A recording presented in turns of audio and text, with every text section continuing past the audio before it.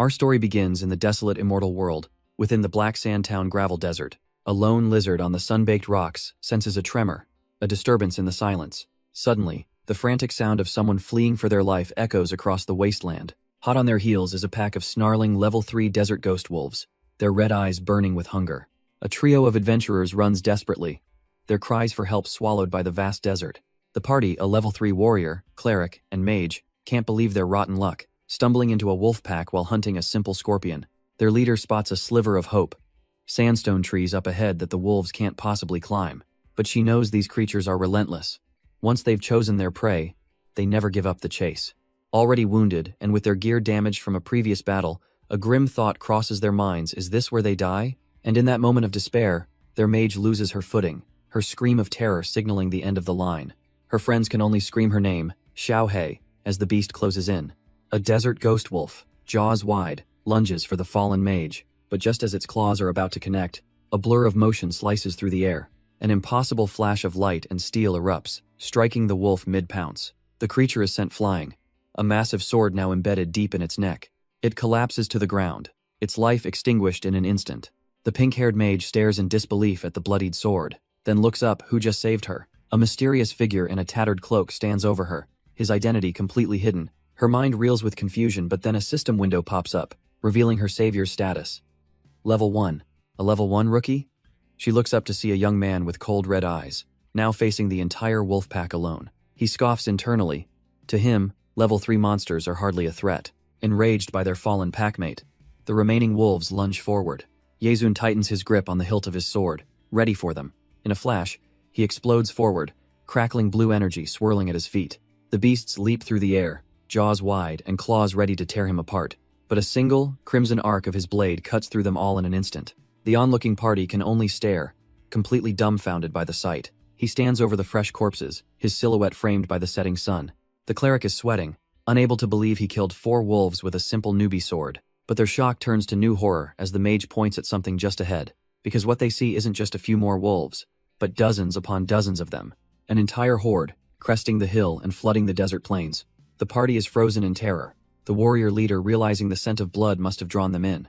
The cleric screams at Yezun to run, warning him that a horde this size could destroy an entire rookie village. But Yezun just glances back, almost amused, as a strange green energy envelops him.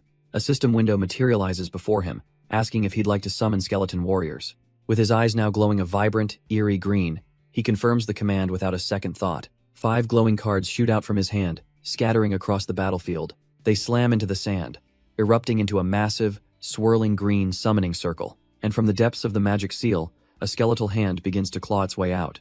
And from the green miasma, not one, but an entire squad of skeleton warriors rises to serve. The desert ghost wolves don't hesitate, surging forward in a ravenous, snarling tide. But Yezun just smirks, a silent challenge in his eyes. Let's see who's really getting torn to pieces.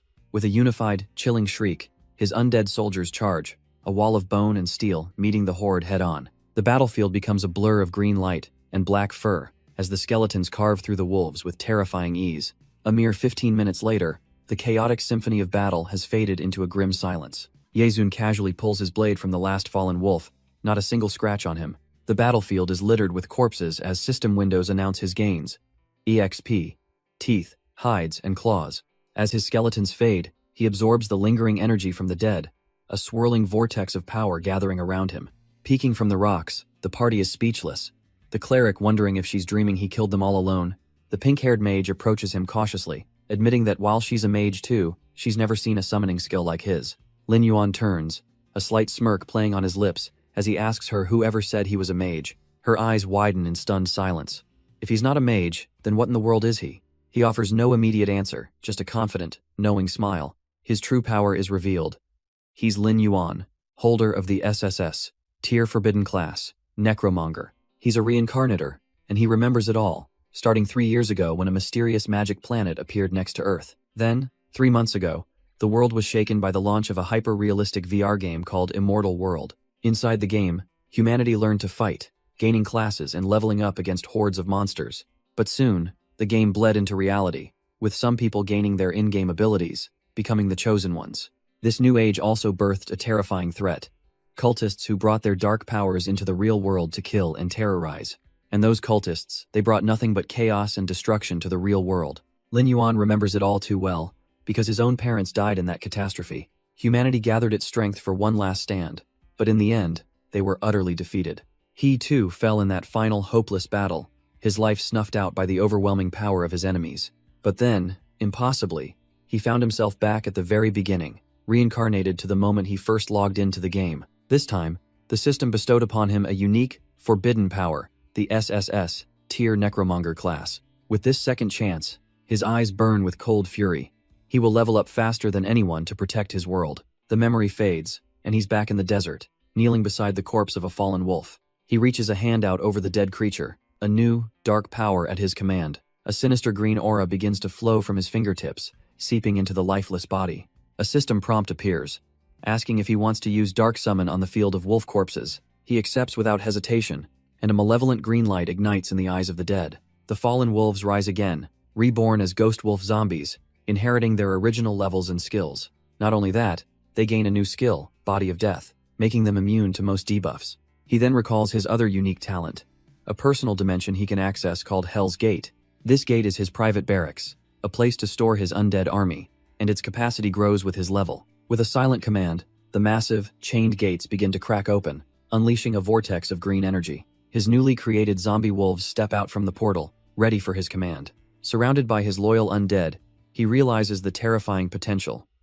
He can build an unstoppable army of death. The cleric girl can only stare in horror, demanding to know who this man is that can raise the dead. But Lin Yuan simply glances at the sky, calmly noting that the time is almost here.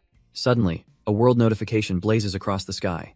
A world boss, the giant death wolf, is descending. While the girls are stunned, Lin Yuan just smirks, a predator's glint in his eyes. It's time to kill the boss. Elsewhere in the gravel desert, the sky cracks with crimson lightning as other adventurers look on in horror. The very fabric of reality seems to tear open, bleeding dark, malevolent energy into the world. From the rift, a pair of monstrous, glowing red eyes peer down, paralyzing the players below with sheer terror. They can only scream in panic, confirming that the legendary giant death wolf has truly arrived. One of them recalls the official guide. The attack range is 50 meters, and the only strategy is to run. A mass exodus begins as every adventurer in the vicinity turns and flees for their life. But it's too late. A shadowy blur rips through the crowd, and the slaughter begins instantly. From the relative safety of some jagged rocks, 2 other players can only watch the massacre unfold. The culprit, a level 6 Lord-grade boss, the giant death wolf, standing over the bodies of its victims. Elsewhere, a player is held back by his friends, screaming in despair as his brother is torn apart. The hiding adventurers tremble, wondering if a monster of this magnitude can even be killed. But then, their eyes catch movement in the distance, something that makes no sense at all. A lone figure is calmly walking straight toward the world boss. With a tattered cloak and a simple longsword, he approaches the beast with zero hesitation. His crimson eyes burn with an intensity that completely defies the surrounding terror. The onlookers can't believe it. Judging by his gear, he must be a newbie marching to his own funeral. After all, a Lord-grade monster is an immense threat, leagues above the normal mobs players are used to. The sheer scale of the confrontation is absurd, a lone warrior facing a beast the size of a cliff. From their hiding spot, the other adventurers scream at him, convinced he's a madman throwing his life away. But Lin Yuan stands his ground, a solitary figure dwarfed by the snarling maw of the world boss. He looks up at the monster, and a cold thought crosses his mind. This thing is nothing. The beast lets out a furious snarl, enraged by the sheer audacity of this tiny human.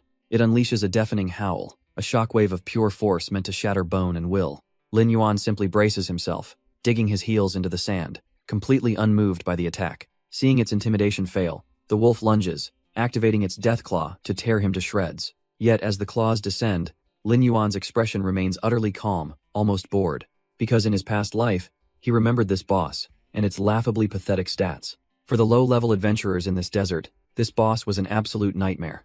He remembers it well. Back then, even with a full party, he'd nearly lost his life. But after countless near-death battles, he's no longer that weak boy, and the claw descends. It smashes into the ground, sending rock and sand flying everywhere but hitting nothing. In a blur of motion, Lin Yuan has already dodged, landing gracefully on the beast's back. The hiding adventurers can't believe their eyes, stunned by his impossible speed. A system warning flashes as the world boss becomes fully enraged, its power spiking. Lin Yuan simply smirks, unfazed.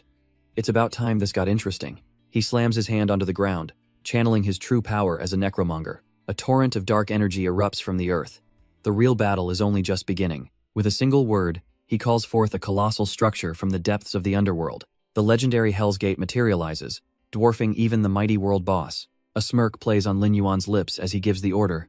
Go, my army of death. The gates creak open, unleashing a tide of spectral, snarling beasts. The hiding adventurers stare in disbelief. Those are desert ghost wolves, but twisted into undead minions. Lin Yuan knew this was worth the wait. Leveling up had expanded his undead storage to 30. He's also exploiting a key game mechanic. As the stronger target, the boss is locked onto him. But that aggro only holds until his summons make the first move. The undead wolves swarm forward, one leaping directly at the giant beast's face. Forced to react, the boss finally turns its attention away from Lin Yuan, its claws swiping at the new threat. With the boss distracted, Lin Yuan's eyes gleam. This is his moment. Hess about to abuse the aggro mechanic, a high-level play most wouldn't dare. Dashing forward, he perfectly times his strike to intercept the boss's claw. The massive wolf roars in frustration, its attack completely nullified. It spins around, locking its furious gaze back onto the human who dared to intervene. And just like that, with the boss's attention on him, his undead wolves swarm in again. Lin Yuan's strategy is brutal and efficient, a war of attrition. Even if each wolf only does a little damage, 30 of them will tear it down. The other adventurers watch in disbelief, witnessing a Lord-rank boss being toyed with. But they aren't the only ones watching, as a new group emerges with greedy smirks. A few minutes pass, and the relentless assault has taken its toll. With the boss's health whittled down to a mere 500 points, Lin Yuan moves in for the final blow. His sword flashes, landing a devastating critical hit that shreds the beast's remaining life force. The giant death wolf lets out a final, agonizing howl of defeat. It crashes to the ground, its massive body finally giving out. Lin Yuan stands over the fallen lord, its HP now a pathetic 10 points on the very brink of death. But there's no look of triumph on his face, only a cold, calculating stillness. He hears them before he sees them, the scuttling of rats in the desert. Just as predicted, the scavengers leap from their hiding spots, screaming that his army is gone and the treasure is theirs. But Lin Yuan simply turns, a flicker of annoyance in his glowing red eyes. They have no idea who they just tried to ambush. One of the hiding adventurers, bless his heart, actually screams out a warning. But Lin Yuan doesn't even flinch, his crimson eyes flashing with cold intent. In a single, fluid motion, his sword carves a glowing arc through the air, sending the ambushers flying. They hit the dirt in a heap, their weapons clattering uselessly beside them. He stands over their broken forms, telling them not to overestimate themselves. The onlookers can't believe their eyes. He instantly killed 3 level 3 bandits in one move. With the pests dealt with, Lin Yuan turns his attention back to the barely living boss. He winds up, pouring his energy into one final decisive strike. The blade connects with a flash, a critical hit that reduces the giant death wolf's HP to 0. As the boss's body dissolves into a pillar of golden light, he wonders what rewards the first world boss kill will bring. The spoils of victory finally materialize, a silver chest and a shimmering blue crystal. He picks up the crystal, a soul gem, a rare currency for legendary equipment. It's an endgame item, useless for now, but he knows it's a vital long-term investment. After all, in a world where most players struggle with basic iron gear, legendary is a distant dream, and as the first to kill a world boss, the system grants him an exclusive title, Hunter. He smirks. Seeing the title provides a flat 10% boost to all his damage stats. With that sorted, he turns his attention to the main prize, popping open the silver chest. The rewards are generous. A silver sword, a rare accessory, potions, and even a skill scroll. A flood of experience points surges through him, instantly boosting him from level 3 to nearly level 4. With his attributes now likely the highest in the entire desert, his plan is proceeding perfectly. But the biggest upgrade is to his core talent, the Underworld Gate. Though his wolves were sacrificed, the level up expanded his gate's capacity to a whopping 40 summons. Now, he turns to the real prize, the system asking if he wants to use dark summoning on the boss's corpse. With a glint in his eye, there's only one possible answer. A surge of dark energy floods the wolf's body as its eyes snap open, now glowing with an unholy green light. It rises, reborn as his servant, its stats now enhanced with the terrifying power of the undead. Lin Yuan smirks, noting it kept its powerful AoE skills, and even gained a new one, Wrath of the Undead. With this beast, he can now rapidly replenish his entire army inside the Underworld Gate. The hiding adventurers watch in pure horror, realizing this man who commands the dead is far scarier than any boss. And just as they think this, Lin Yuan's head tilts, a faint sound catching his attention. From the rocks, 3 figures emerge, not to attack, but to ambush. Oh, look at that, he thinks, realizing the other party is still hiding nearby. The failed ambushers even dropped a black iron sword. Not bad for a low-level player, but useless to him. With a firm grip, he decides what to do with the unexpected loot. He starts walking towards the hiding adventurers, who immediately start to panic. Lin Yuan singles out the one who'd been shouting earlier, his gaze locking onto the terrified man. The adventurer breaks into a cold sweat, stammering, completely at a loss for words. But instead of a blade to the throat, Lin Yuan simply holds out the sword's hilt. The man just stares, his mind unable to process this sudden act of kindness. With a casual wave, Lin Yuan leaves him with the weapon, saying it might be of use to him. The other adventurers crowd around, absolutely floored that he was just given a black iron sword. But Lin Yuan is already gone, walking away without a second glance. 10 minutes later, as he travels, a strange feeling jolts through his senses. He's being forcibly disconnected, a red light blinking on his VR helmet.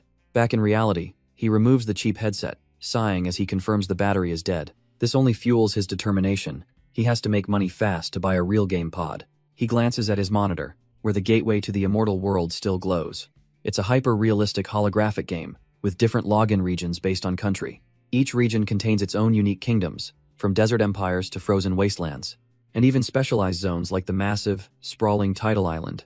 Back at the character creation screen, Lin Yuan is presented with the choice of his starting zone. He knows that to change his fate, he must make the exact same choice as his past life. Without hesitation, his finger lands on the West Desert ancient country. He's betting everything on a secret he discovered just moments before his previous death. He remembers it vividly, being crushed under rubble, helpless and alone.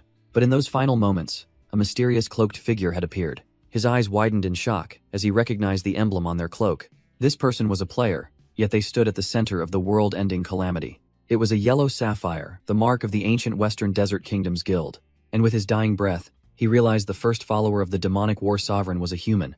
That first follower, he recalls, was the key to summoning the evil sovereign to their world. But now he has a chance 3 whole years to find and eliminate this traitor before it's too late. His only lead is the haunting memory of that golden yellow sapphire emblem. To even get close, he has to reach level 10 and enter the main city of the Western Desert. A sudden thought strikes him, a jolt of impossible realization.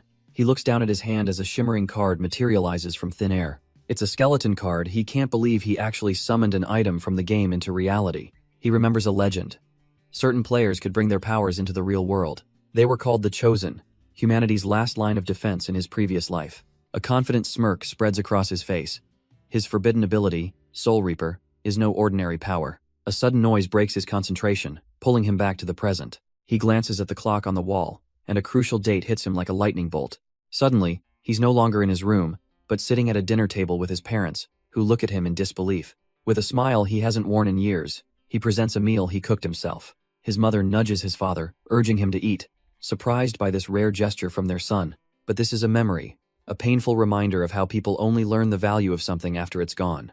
In his past life, he was an ignorant child, wasting his days away addicted to games. He remembers their worried whispers, their fears that he was destroying his own future. And then the disaster struck, and in a storm of fire and rubble, he lost everything. A single tear escapes as he looks at them, realizing this isn't just a memory, it's a second chance. His mother happily chats about his sister studying for an exam, asking him to bring her some of this fresh food later. She can't believe how delicious the chicken wings are, and his father jokes that she can have them all, stunned that their son can cook. The man stares at the food, a wave of shock and pride washing over him. Lin Yuan looks at them with a warm smile, promising this is only the beginning, and he'll learn to cook many more dishes. His parents are left speechless by this sudden, heartfelt declaration. Overwhelmed with emotion, his mother tears up, finally seeing the son she always hoped for. But this newfound happiness is fragile, and he knows it, pushing his body past its limits until he collapses in exhaustion. He understands that to control the godlike power from the game, his physical body must be strong enough to contain it. Every drop of sweat, every aching muscle is a promise to himself that this time will be different. He checks his time after a sprint. It's a decent start, but for the storm that's coming, it's nowhere near enough. A sharp beep from his watch cuts through the silence. His training time is over. With a determined look, Lin Yuan knows it's time to return to the world that truly matters. He logs in, his form materializing amidst a swirl of data in the desolate brave desert. But before he can even get his bearings, a strange, guttural cry echoes across the sands.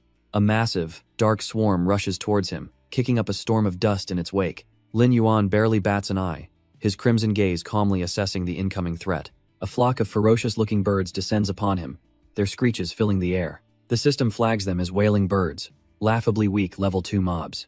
In a blink, the assault is over, a flurry of feathers and a notification of their demise. He looks on, unimpressed. All that noise for a pathetic 15 experience points. But Lin Yuan remains silent, his gaze fixed on something else entirely. He realizes the scent of the dead birds was a lure, drawing in the real threat. And right on cue, the ground trembles as heavy paws touch down.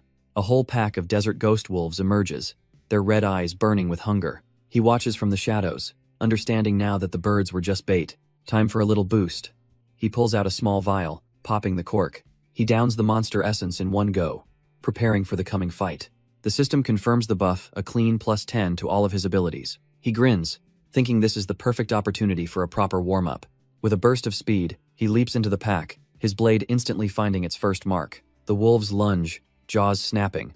But Lin Yuan doesn't even flinch. A flash of teal light, and the first beast is already falling apart mid-air. He stomps down, unfazed as the rest of the pack finally realizes who they're dealing with. Surrounded on all sides, he stands at the center of a storm of his own making. He grips his blade, feeling the power surge through it. They've arrived. And just in time, too. A smirk plays on his lips. He unleashes a whirlwind of slashes, a torrent of energy carving through the horde.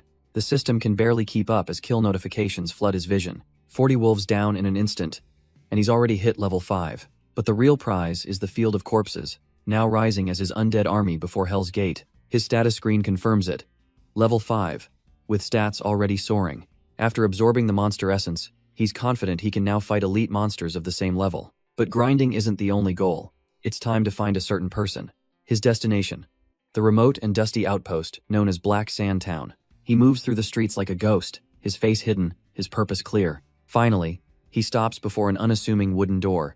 This is the place. The door creaks open, revealing a dimly lit, quiet interior. A gruff voice calls out from the shadows, belonging to Kansi, the town's mage instructor. Lin Yuan steps forward, his intention simple. He's come to learn skills. But not just any skills, he's after the legendary immortality skill books, a secret from his past life. Lin Yuan recalls how every class has its own instructor, a gatekeeper to new power. And this man, Kansi, was his very own instructor back when he was a simple novice mage. He explains that his past life as a mage gives him a foundation, but his new Soul Reaper class is a complete unknown. So, he needs to learn the basics again. Spirit flame, healing, and the art of concealment. He tosses over a hefty bag of coins, and Kansi's eyes light up. Money talks, and this is a language he understands. With the payment secured, the instructor is more than happy to oblige. Kansi channels his mana, telling Lin Yuan to do his best for the glory of all mages. A surge of green energy flows into our hero, and 3 new skills instantly unlock. He now has a ranged attack, a healing spell for his summons, and a stealth ability for emergencies. These are just the first steps, but with his new toolkit, he's ready to continue leveling up. His next destination is a treacherous peak east of Black Sand Town, the infamous Black Sand Mountain. He arrives at the entrance of a dark cavern, and a notification confirms his discovery. The Kobold Mine. This place is crawling with level 5 kobolds, cunning wolf-like monsters that hunt in packs of 100. Lin Yuan's eyes gleam with purpose. Their numbers and level are perfect for leveling up his undead army. To counter the darkness, he chugs a night vision potion, granting him sight in the oppressive gloom. With his preparations complete, he summons his undead wolves, their spectral green forms ready for battle. He gives the order to advance, his torch cutting through the darkness as his minions surge forward. The undead army flows into the mine, a silent, disciplined tide of death ready to clear the way. 15 minutes pass as they delve deeper into the winding, shadowy tunnels of the mine. But suddenly, Lin Yuan halts, his senses screaming he's not the only one hunting in these depths. He notes a faint rustling from the cavern's mouth. They're not alone. Suddenly, a fireball screams down from above, forcing him to dodge back. The blast illuminates the path, revealing a horde of creatures lying in wait. From the oppressive darkness, a pair of predatory red eyes snap open. The ambushers reveal themselves a massive pack of snarling, muscular beasts. A system notification confirms it. The level 5 kobold miners have appeared. Their crude mining tools clash against steel as the attack begins. But Lin Yuan's expression remains cold as he gives a simple, deadly command. The kobolds roar, charging forward to meet his undead wolves head-on.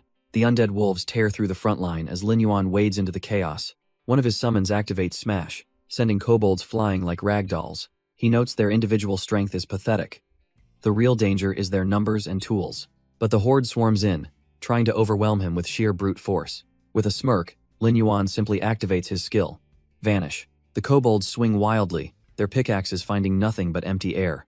He reappears behind the pack leader, letting the beast know its fatal mistake. A single, sweeping strike cleaves through the entire group in a flash of light. And just like that, the ambush is over, with Lin Yuan standing over the fallen. He smirks, pleased that his art of vanishing skill gained a little experience. But his satisfaction is short-lived, as a new thought crosses his mind. The kobolds rise as his undead servants, but he knows their base attributes are pathetically weak. These new undead kobold mine workers are just too low level. Grinding them up will be a chore. He gives them a new purpose.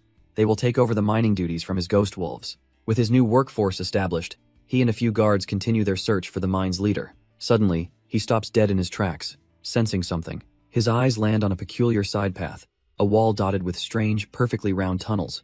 An unexpected discovery, and his instincts tell him this is no ordinary cave formation. The air in the side tunnel is still, but those strange holes hint at something lurking within. A smirk plays on Lin Yuan's lips as a wisp of green flame ignites. He's found his prey. With a flick of his wrist, he obliterates a few worthless mudslimes hiding in the muck. But they were just distractions. His gaze locks onto a pair of glowing red eyes in the darkness. Flanked by his new undead kobold guards, he confidently strides toward the true threat. A level 6 elite kobold overseer emerges from the shadows, cracking a vicious whip. The scene shifts, reminding us of the natural order. A wolf, the predator, catches its prey.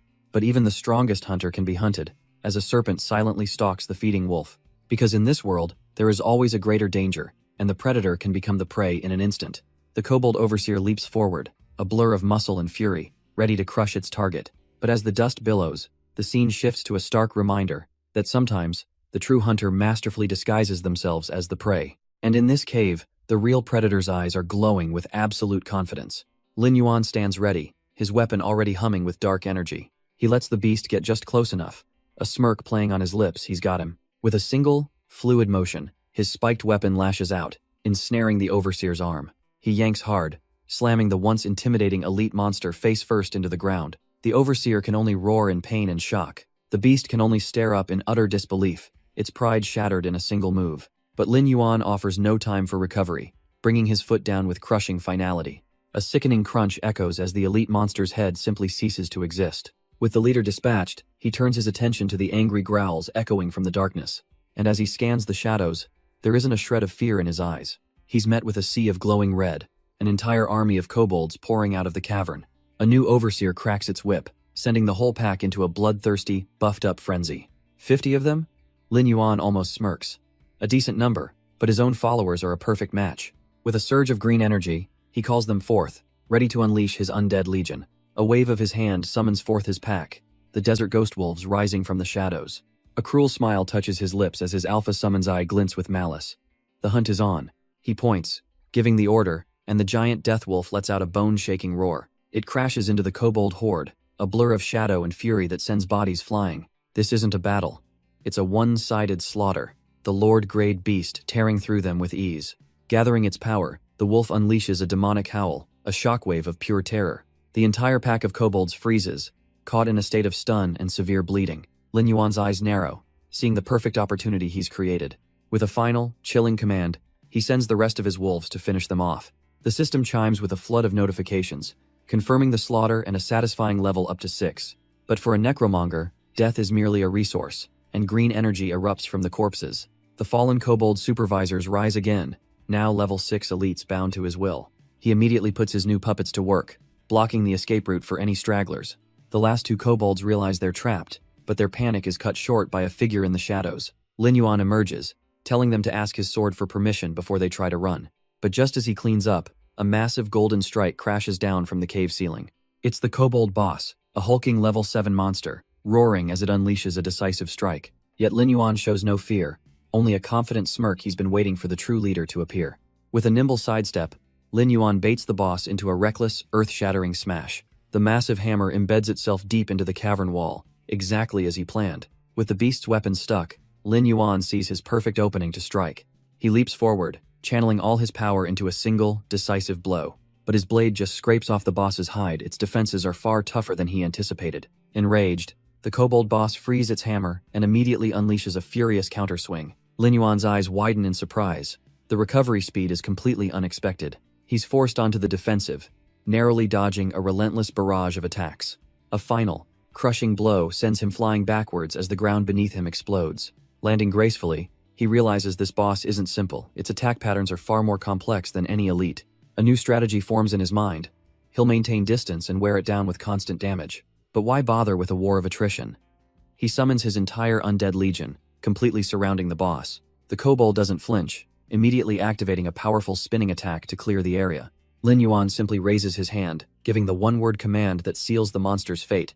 Attack. His desert ghost wolves are the first to crash into the boss, a tide of shadowy claws and fangs. Then, the giant death wolf lets out a deafening roar, activating Undead's wrath to empower the entire army. Glowing with newfound power, his minions tear into the boss, their critical hits landing one after another. He watches calmly, as his perfectly coordinated legion pins the Lord-grade monster in place. With the boss completely overwhelmed, Lin Yuan finally prepares his own spell, Spirit Flame Magic. He unleashes a devastating rain of spectral fire from above, adding his own power to the onslaught.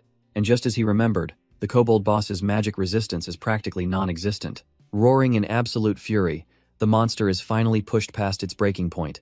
It swings its colossal hammer with wild abandon, trying to flatten the tiny figure before it. But Lin Yuan simply smirks, activating his skill, Vanish, and melting into the shadows. He reappears in the air, his eyes locked onto the single unarmored patch of flesh on its neck. With perfect timing, he dives down, plunging his blade straight into the weak point. The sword sinks deep, a clean and brutal strike right where it hurts the most. A massive critical hit lands, and the beast screams in pure agony. Lin Yuan effortlessly kicks off, creating distance while the boss stumbles back, wounded. With a confident smirk, he beckons it forward, ready for the final dance. But why bother with a one-on-one when you can have an army? With a clench of his fist, Lin Yuan channels his necromantic power. The ground erupts as the giant death wolf rises, now a spectral green behemoth under his command. It lets out a chilling howl, and its entire pack claws its way back from the grave to serve their new master. The kobold boss freezes, realizing its armor is already broken, and it's now facing a tide of death. Perched atop his new mount, Lin Yuan calmly declares that the next strike will be its last. A storm of spectral energy blasts forward, slamming directly into the weakened boss. It can only roar in agony as its life force is torn away. In a final, desperate act, it calls upon its remaining kobold brethren to charge.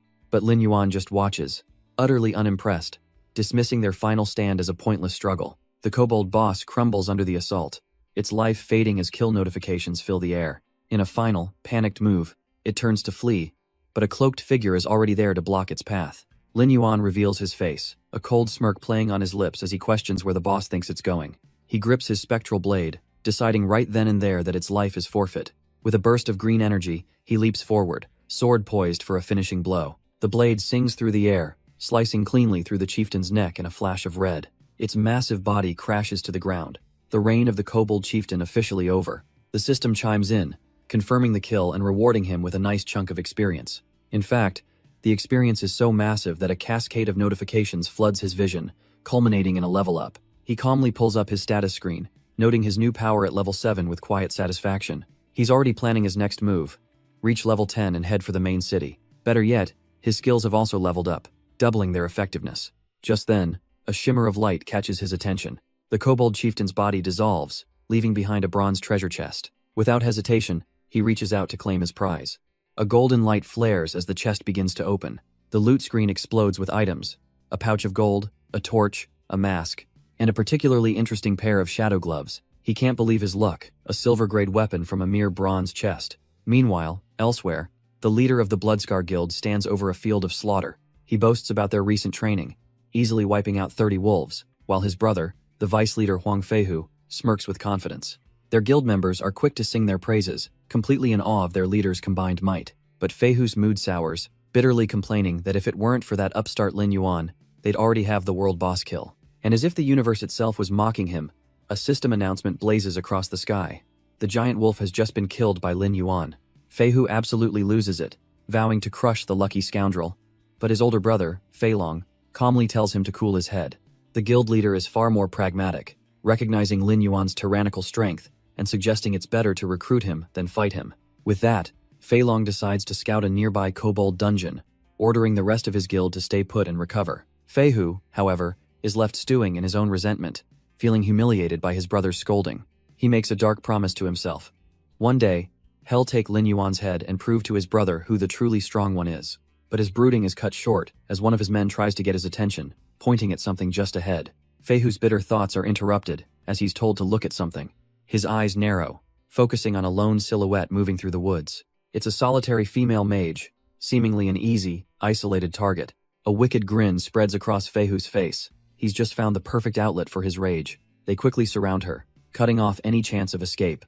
Meanwhile, miles away, Lin Yuan is busy admiring his new level 7 undead kobold chief. His progress is cut short by a panicked voice telling him to stay back. He looks over to see the mage, cornered and desperately trying to fend off her aggressors. Fei Hu looms over her, mockingly commenting on his luck at finding such a beautiful girl all alone. With a predatory gleam in his eye, he tells her not to worry, she'll just have to entertain them for a while. The cornered mage makes a final stand, warning him that if he comes any closer, she'll attack. Fei Hu just laughs, effortlessly kicking her staff from her hands. He grabs her by the hair, sneering at the idea that a mere mage could possibly harm them. Pinning her to the ground, he tells her to stop her foolish struggling. Her resistance only seems to fuel his sick excitement, his face twisting into a predatory leer. He raises his fist to strike her down, her eyes squeezed, shut in terror. But the blow is stopped dead in its tracks, a look of pure shock replacing Fei Hu's grin. An armored gauntlet has intercepted his punch, belonging to an unseen hero. With a sickening crunch, the force of the counter sends the vice captain flying. His guild members can only scream in disbelief as their leader is brutally swatted away. Fei Hu doesn't just get sent flying, he craters into the ground with bone-shattering force. He's left embedded in the earth, his face a bloody mess, completely taken out in one hit. Lin Yuan calmly examines his gauntlet, noting that the effect was even better than he'd imagined. One of the other guild members panics, realizing he needs to get the captain immediately. The remaining thugs try to posture, warning this stranger he's just made an enemy of the Bloodscar Guild. But their threats are met with a cold, unimpressed stare from Lin Yuan. He knows them all too well, the Bloodscar Guild, the #1 guild in the newbie village. And he also knows they're nothing but a pack of red-named players who thrive on chaos. These are the PKers, the villains who get marked as dangerous for attacking and looting others. And for players like that, death in the game means losing precious levels and hard-earned gear. Lin Yuan's voice is low, confirming their identity. The Bloodscar Guild, he remembers these rats. The remaining thugs turn, completely oblivious to the danger they're in.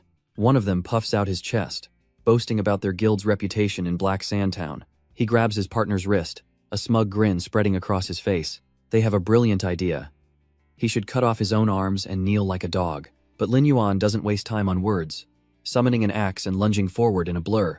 Before they can even process what's happening, a flash of dark energy severs their limbs. He calmly informs them he'll handle the dismemberment himself as their bodies are torn apart. The rescued mage can only stare, utterly speechless at this sudden, overwhelming display of power. One of the thugs is sent flying, embedding himself deep into a solid rock wall. The last remaining thug, Huang Feihu, quickly chugs a health potion. He struggles to his feet, spitting curses, absolutely seething with humiliation. But just then, the cavalry arrives, a warrior radiating pure killing intent, promising certain doom. It's the guildmaster, Huang Feilong, and his men immediately point him toward the lone figure responsible. Lin Yuan doesn't even flinch, turning to face the new threat as the rescued mage watches in terror. The lackeys scream that this is the kid, the one who just nearly killed their vice master. Huang Feilong hefts his massive battle axe, ready to bring it down, but suddenly, he freezes. He locks eyes with Lin Yuan, and a chilling thought crosses his mind, the rumors of a player with cold, indifferent eyes. He sees the weapon, impossibly sharp, and feels an overwhelming presence. And that suffocating green aura, an unbearable pressure that tells him he's made a terrible mistake. His lackeys, completely oblivious, demand their guildmaster show this kid some real power. But Huang Feilong's mind is racing that aura, that boss-level sword. It all points to one terrifying name, Lin Yuan. He silently curses his men for their monumental stupidity, picking a fight with the one person they should have avoided. Lin Yuan's voice cuts through the tension, coolly asking if Hez the leader of the Bloodfilth Guild. The insult stings, and Feilong grips his axe, knowing his guild's dignity can't be compromised. A single drop of sweat rolls down his face. He's resigned himself to a battle he knows is unavoidable. But just as he prepares to move, something slices through the air behind Lin Yuan. The mage he just saved screams out a warning, pointing frantically behind him. It's Huang Feihu, lunging from the shadows with both blades aimed for a killing blow. His face is a mask of pure, vengeful glee, certain his surprise attack will finally end this. Seeing his brother's ambush, Huang Feilong roars, thinking this is the perfect chance to finish him. But in the chaos of their pincer attack, their target simply vanishes into thin air. The guild leader's face contorts in shock. He's swinging his axe at nothing, because Lin Yuan is already behind him, calmly summoning the undead kobold boss to the field. The massive creature lets out a guttural roar, its glowing green eyes fixed on its new target. With one devastating swing of its hammer, it swats Huang Feihu out of the sky, his sneak attack utterly crushed. Before Feilong can even register what happened, a figure appears right in front of him. Lin Yuan's gaze is ice cold as he draws his blade, informing the warrior that his turn has come. All the bravado drains from Feilong's face, replaced by the sheer terror of a man facing his end. And with a flash of brilliant cyan light, Lin Yuan unleashes his own merciless assault. The battle is over as quickly as it began, leaving Lin Yuan standing over the guild leader's broken body. He scoffs, thinking to himself that a guild this weak didn't even qualify to be taken seriously. A system warning flashes, notifying him that he's gained 2 sin points for killing another player. But this is nothing to him. He knows the points will vanish in a week, as long as he behaves. Nearby, the mage he rescued spots the last of the Bloodscar members fleeing over the dunes. Lin Yuan coolly dismisses them, telling her there's no need to chase after such insignificant insects. He calmly walks over to the other brother's body as it pixelates into nothing, leaving behind his loot. A silver axe, twin blades, and a dagger. Not bad, he muses. They'll fetch a decent price. Just as he finishes his assessment, he hears a soft step behind him. The mage approaches, her eyes full of gratitude, and asks for the name of the man who saved her. He pauses, his face shadowed, and considers her question for a moment. But he doesn't give her a name, he gives her a prophecy. A promise that she'll one day see it at the top of the world's rankings. The mage is left utterly speechless, her mind reeling. The top 10? The sheer audacity of his claim is staggering. She desperately calls out, pleading to join him, but he's already turned his back, leaving her behind without a second thought. His path leads him deeper into the desolate, wailing desert, a lone figure against an endless sea of sand. But he's not alone for long, as the ground suddenly erupts in a violent spray of dirt right in front of him. A monstrous wailing thunder scorpion, a level 60 beast, bursts from the sand, ready to strike.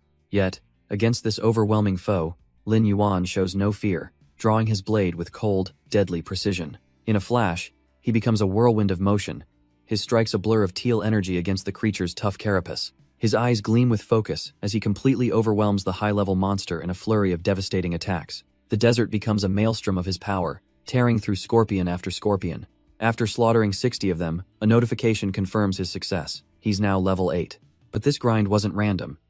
It all started 2 days ago in a dimly lit hall. A mysterious old alchemist named Emor had approached him, finally meeting the hero he was looking for. This meeting triggered a special quest: gather 100 paralysis herbs from the wailing desert. Lin Yuan accepted instantly, a knowing smirk on his face, because he knows what's coming.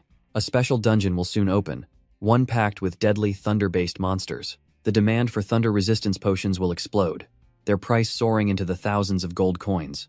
And the reward for completing Emor's quest is the exclusive recipe for that very potion. This is a one-time opportunity, as the alchemist is set to retire forever after this quest is done.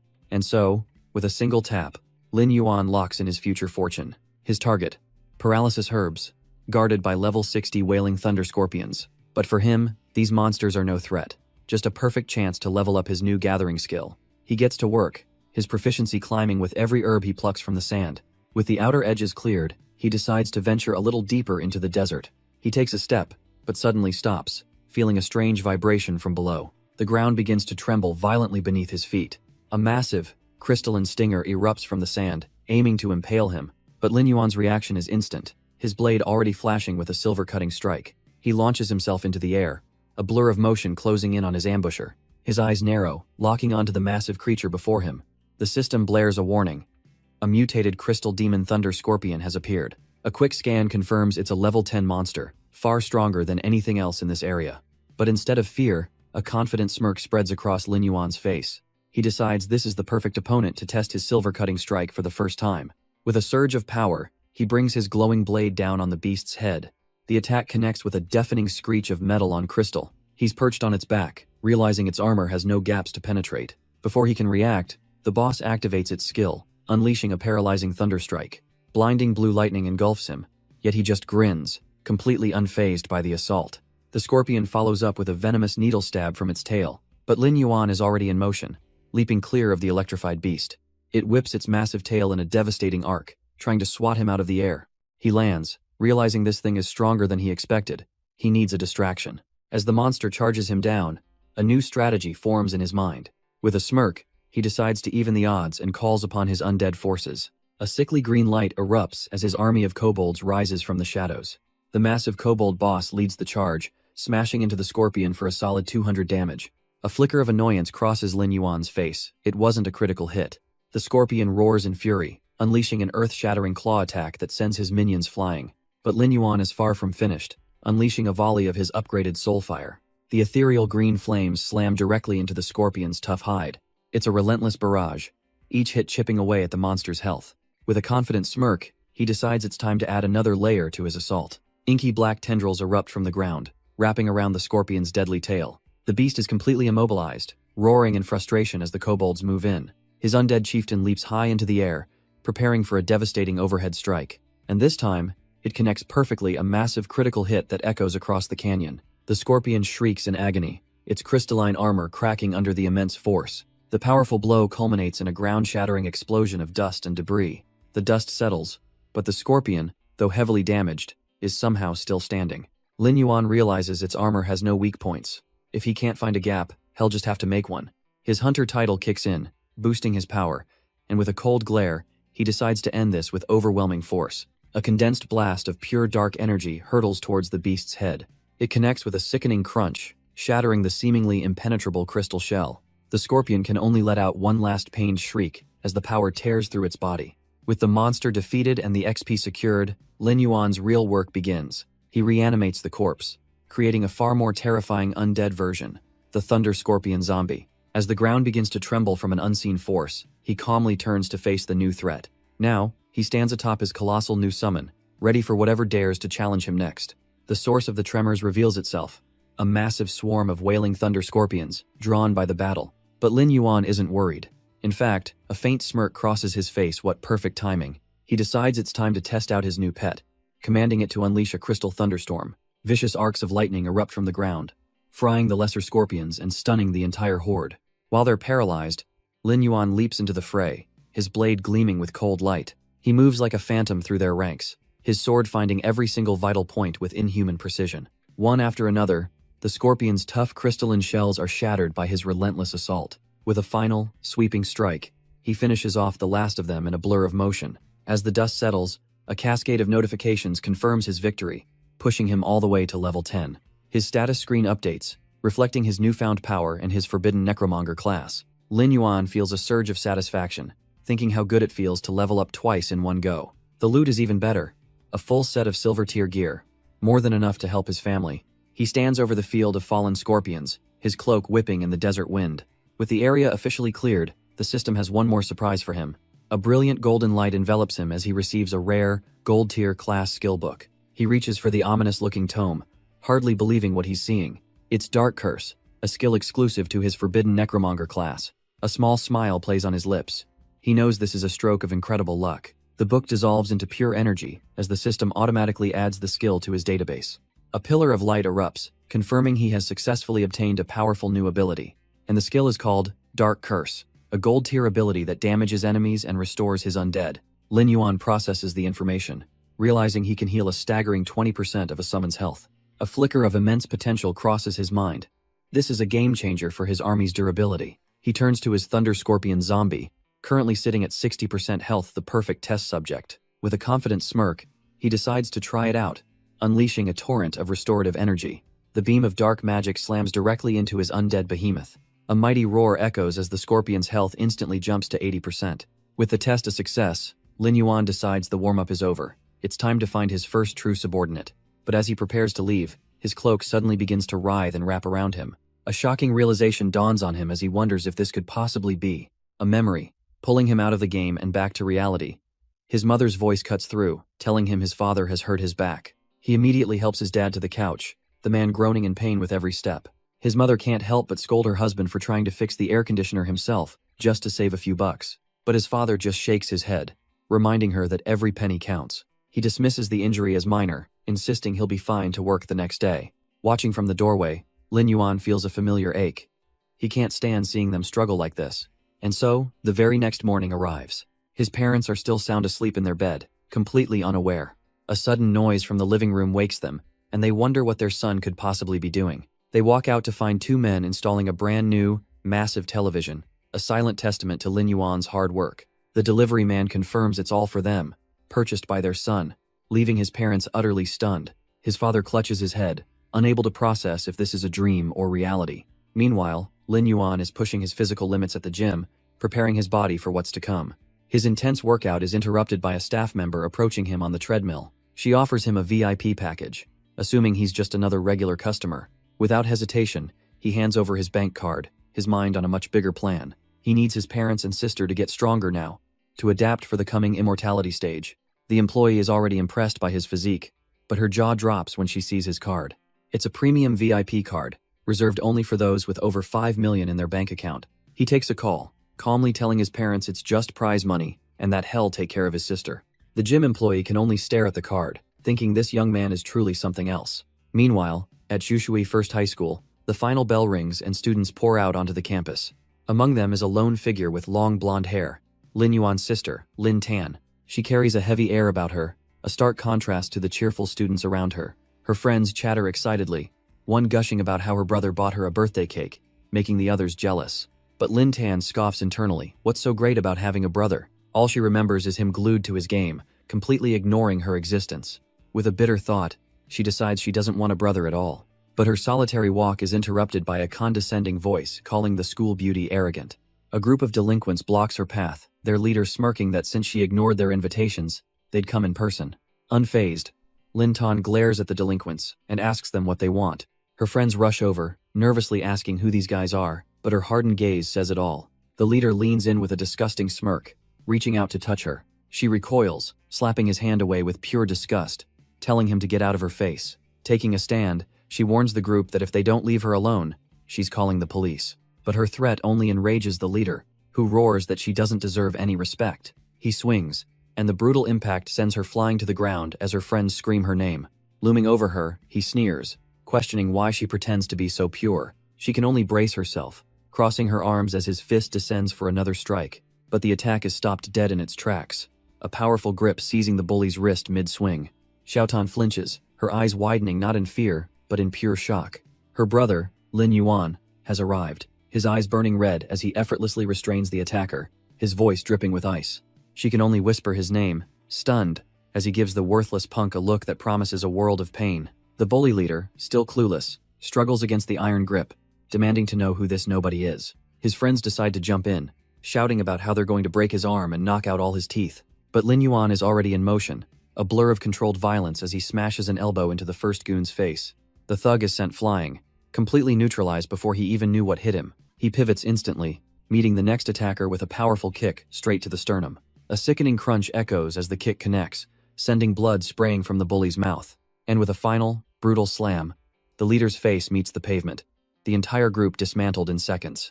Lin Yuan stands over the groaning pile of bullies, a silent protector while the other students stare in disbelief. His sister and her friends can only watch, mouths agape, as the thugs finally scramble away in terror. Walking away together, she asks him why he's even at her school. He's supposed to be a shut-in who only plays games. He calmly explains that their dad sprained his back, and mom is busy taking care of him at home. Xiaotan's shock turns to immediate concern, asking if their father's injury is serious. Lin Yuan reassures her it's nothing major, but an awkward silence falls between them. She realizes with a pang of guilt that it's been ages since they've had a real conversation like this. He just walks on, a quiet, dependable presence she hasn't seen in a very long time. Just then, her friends rush over, calling out to their class president, Xiao Tan. They can't believe this cool, handsome guy is her brother, gushing over how skilled he is and demanding to know why she never mentioned him. Xiao Tan can hardly believe what she's hearing. Her brother handsome? But her friends are completely smitten, whispering about the cool senior who just showed up.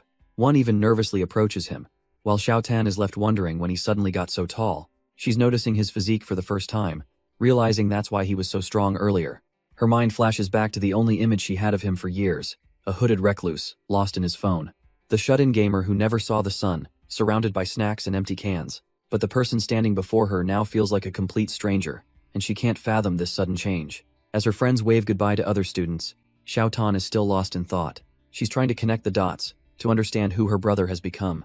Lin Yuan cuts through her confusion, grabbing her bag and telling her it's time to go home. Blushing, Xiao Tan insists she can walk, mortified at the thought of being carried in public.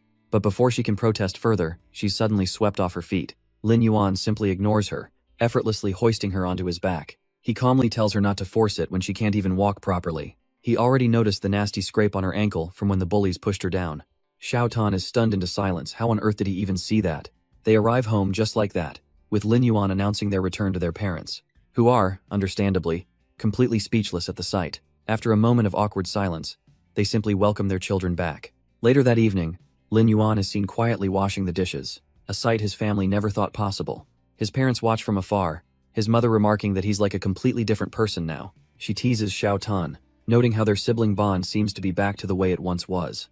But Xiao Tan is still wary, quietly wondering if this strange new version of her brother is for real. Lin Yuan finishes up the last of the dishes, his expression as stoic as ever. With his chores done, he announces he's heading back to his room. Xiao Tan watches him go, her brief hope starting to fade as he retreats to his door. She sighs, thinking to herself that he's still just the same old game-addicted geek after all. But just then, a bottle of ointment is placed in front of her, catching her completely off guard. Lin Yuan had come back, telling her to apply it to her ankle after she bathes. He then turns away, instructing her not to bother him unless it's urgent he has games to play. His sister clutches the bottle, her mind racing with this unexpected act of kindness.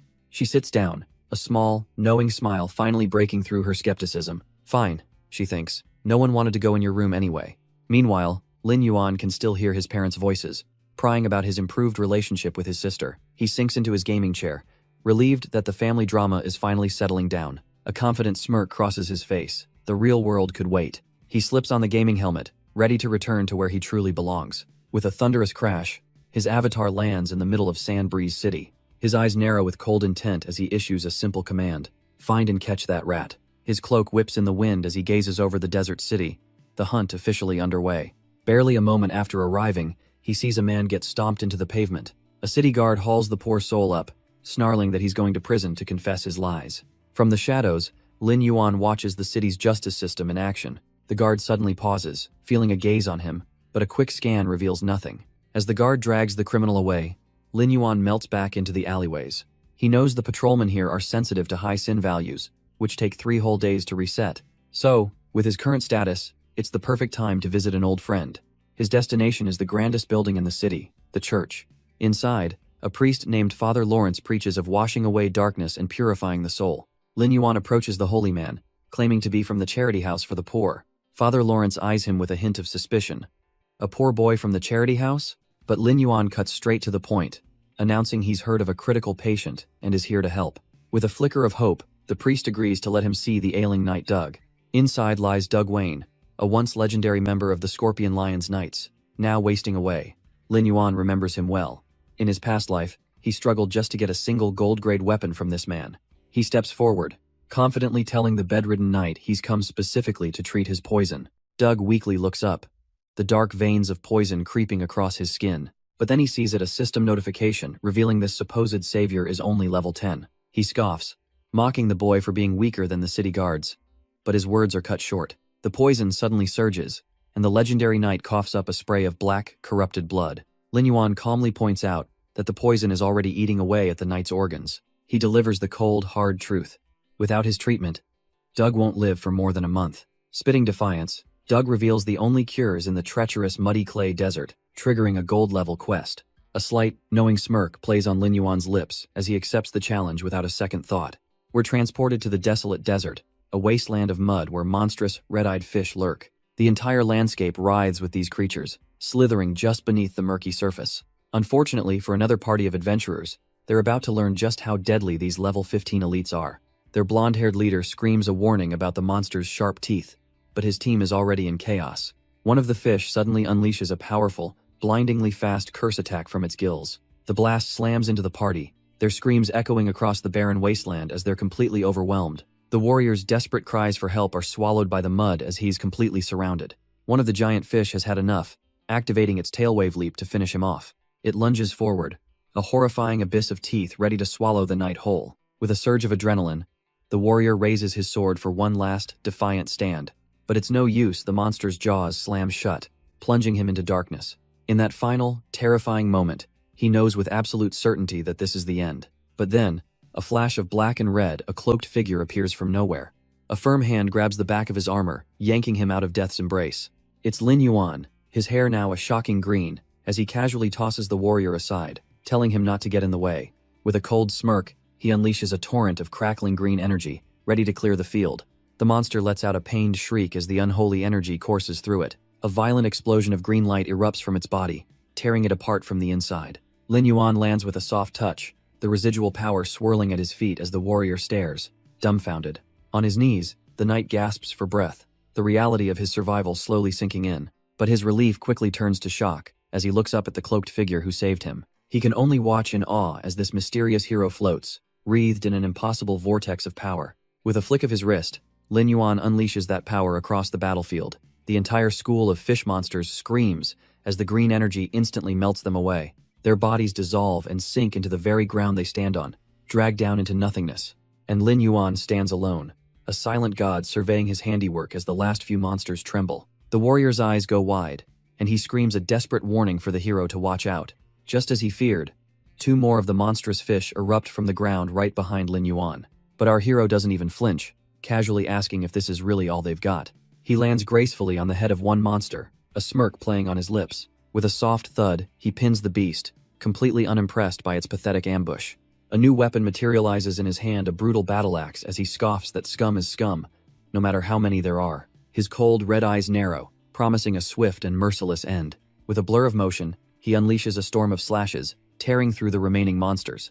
The rescued party can only watch, dumbfounded that one man is doing what 8 of them couldn't. But then, the warrior's face drains of color, as he remembers their most dangerous skill. And he was right to be afraid. The fish begin to glow, preparing to unleash their trump card. A massive wave of toxic green energy explodes from the water, engulfing the entire area. But our hero just watches the approaching cloud with a look of mild, almost bored, curiosity. It's the rotted gillfish's group skill, a toxic fog that inflicts confusion and hallucinations on anyone caught inside. He scoffs, remembering this cheap trick from his past life. He certainly won't be falling for it again. With a flick of his wrist, he summons his undead giant wolf, ordering it to use its howl. The beast lets out a piercing cry, and the system confirms the fish are now completely dizzied. But he's not done. He activates a special item, the Awakening Mask, to nullify the toxic fog itself. Now completely immune, he leaps into the fray, his blade gleaming and ready for the slaughter. His giant wolf follows suit, tearing into the helpless, stunned monsters with brutal efficiency. He descends like a reaper, a blur of green energy promising a swift end. His blade flashes, striking a vital point with inhuman precision. He carves through another, a whirlwind of steel and shadow, too fast to be seen. Again and again his attacks land, exploiting every weakness with cold efficiency. The rotted gillfish can only scream as he zips between them, a phantom dealing death. The last one tries to flee, burrowing pathetically into the sand to escape its fate, but Lin Yuan just scoffs at the attempt, summoning a massive battle axe. If it wants to play the role of an insect, he'll be more than happy to squash it. The axe comes down with crushing force, obliterating the ground in a blast of light. The blonde warrior and his companion can only stare, utterly impressed by the raw power on display. But just as the dust settles, the ground begins to churn with a massive mackerel swarm. Lin Yuan doesn't even flinch, simply giving the order to his thunder scorpion zombie. The undead monstrosity gathers power, preparing to unleash its devastating crystal thunder skill. With a blinding flash, a storm of violet energy erupts from its crystalline shell. The attack blankets the entire area, a full-scale bombardment aimed at wiping the swarm out. Shards of pure energy rain down, piercing through the tough scales of the fish monsters. Yet, even after the brutal assault, many of the creatures are still thrashing, wounded but not dead. One of the knights completely panics, thinking the attack failed, and they're about to be overwhelmed. Lin Yuan, meanwhile, casually steps forward and crushes one of the survivors under his boot. He glances back at the others, wondering whoever said his plan was to kill them all in one go. He pulls his hood down, his eyes glinting with cold calculation. This was only phase 1. The knights suddenly realized the scorpion's attack wasn't random. It targeted the female mackerel's stomachs. In the shadows, the uninjured male fish monsters watch their wounded mates, their eyes glowing with a feral light. The mage companion breaks into a cold sweat, his voice trembling as he realizes the horrifying truth. The entire swarm erupts into a cannibalistic frenzy, tearing each other to absolute shreds. A foul purple liquid seeps from the females, a scent that drives the males into a blind, murderous rage. Lin Yuan stands unfazed, explaining he simply used their own biology against them. But just as he speaks, the sand begins to churn violently behind him. A survivor bursts from the ground, its massive jaws wide open, ready to swallow him whole. The beast lunges, but Lin Yuan doesn't even flinch, calmly facing down his own impending doom. The other adventurers finally realize this massive ambusher is a female mackerel. But for Lin Yuan, this is all going exactly according to plan. With a flick of his wrist, he summons his zombie ghost wolves to intercept. The undead pack leaps into action, a blur of green energy and snarling fangs. They swarm the level 15 elite, clawing and biting at its tough scales. But their attacks do nothing, not even leaving a scratch on the roaring beast. That was never the point, though he just needed the monster held in place. With his target immobilized, Lin Yuan closes the distance for the final blow. A single, clean strike with his axe splits the beast wide open, and inside, he finds exactly what he was after. A fortune in valuable mackerel roe, but instead of pocketing his prize, he starts stuffing the valuable roe right back into the monster's mouth. The other adventurers can only watch, completely bewildered by his bizarre actions. He then summons his undead wolf, ordering it to take the fish carcass to a rock out in the open. With a powerful leap, the beast is off, carrying the bait to its designated spot. It lands perfectly, placing the dead monster exactly where Lin Yuan commanded. Now, with the stage set, Lin Yuan unleashes a dark, ominous power from within. A foul, purple miasma begins to seep from the roe, a scent designed to lure them in. And just as planned, the water begins to churn as more of the mackerel swarm emerge. They descend upon the bait in a mindless frenzy, tearing at the carcass and each other. But this chaos was just the appetizer, meant to attract the real predator lurking in the depths. The pheromones work perfectly, turning the swarm against itself in a self-destructive frenzy. Watching from a safe distance, the blonde knight finally understands the horrifyingly brilliant strategy. But for Lin Yuan, this chaos is merely a distraction, and he declares it's not enough. With a surge of green energy, he summons his undead kobold miners for the next phase. He commands his new workforce to approach the incapacitated fish, pickaxes at the ready. With sickening crunches, they begin harvesting a very specific item from the fallen males. The other adventurers can only watch in shock as they recognize the blue poison sacs. Lin Yuan explains that this sac emits a powerful danger signal, a foul scent the fish can't ignore. And just like that, the rest of the swarm flees in a panic-stricken wave.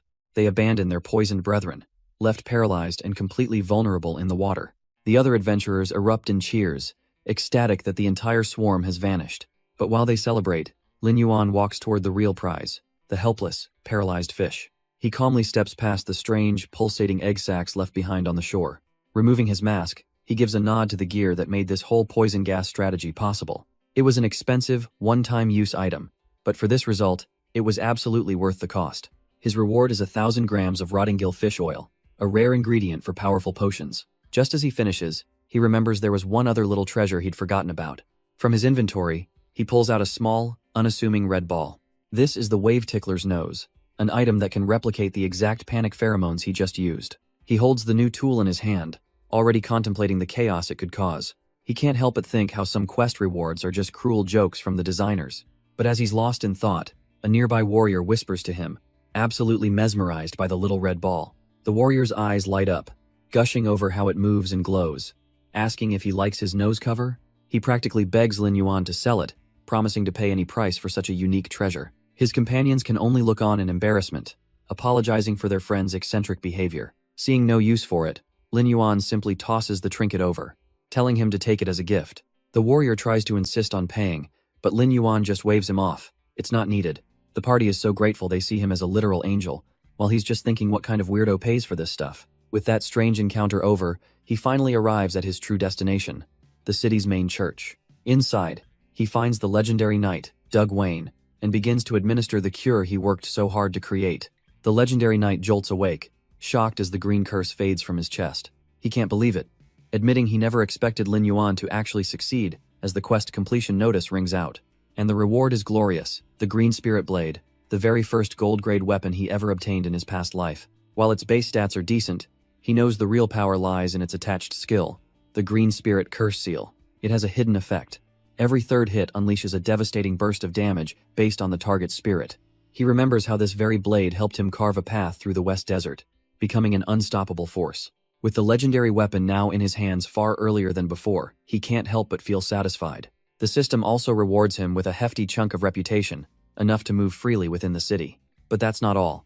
His exceptional performance earned him a bonus reward, increasing his affinity with Doug. The now-healed knight sits up, a thoughtful look on his face, sensing that this mysterious benefactor is different. Doug expresses his profound gratitude, admitting he would have been dead without Lin Yuan's help. As a token of his thanks, the knight insists on giving him a crucial warning.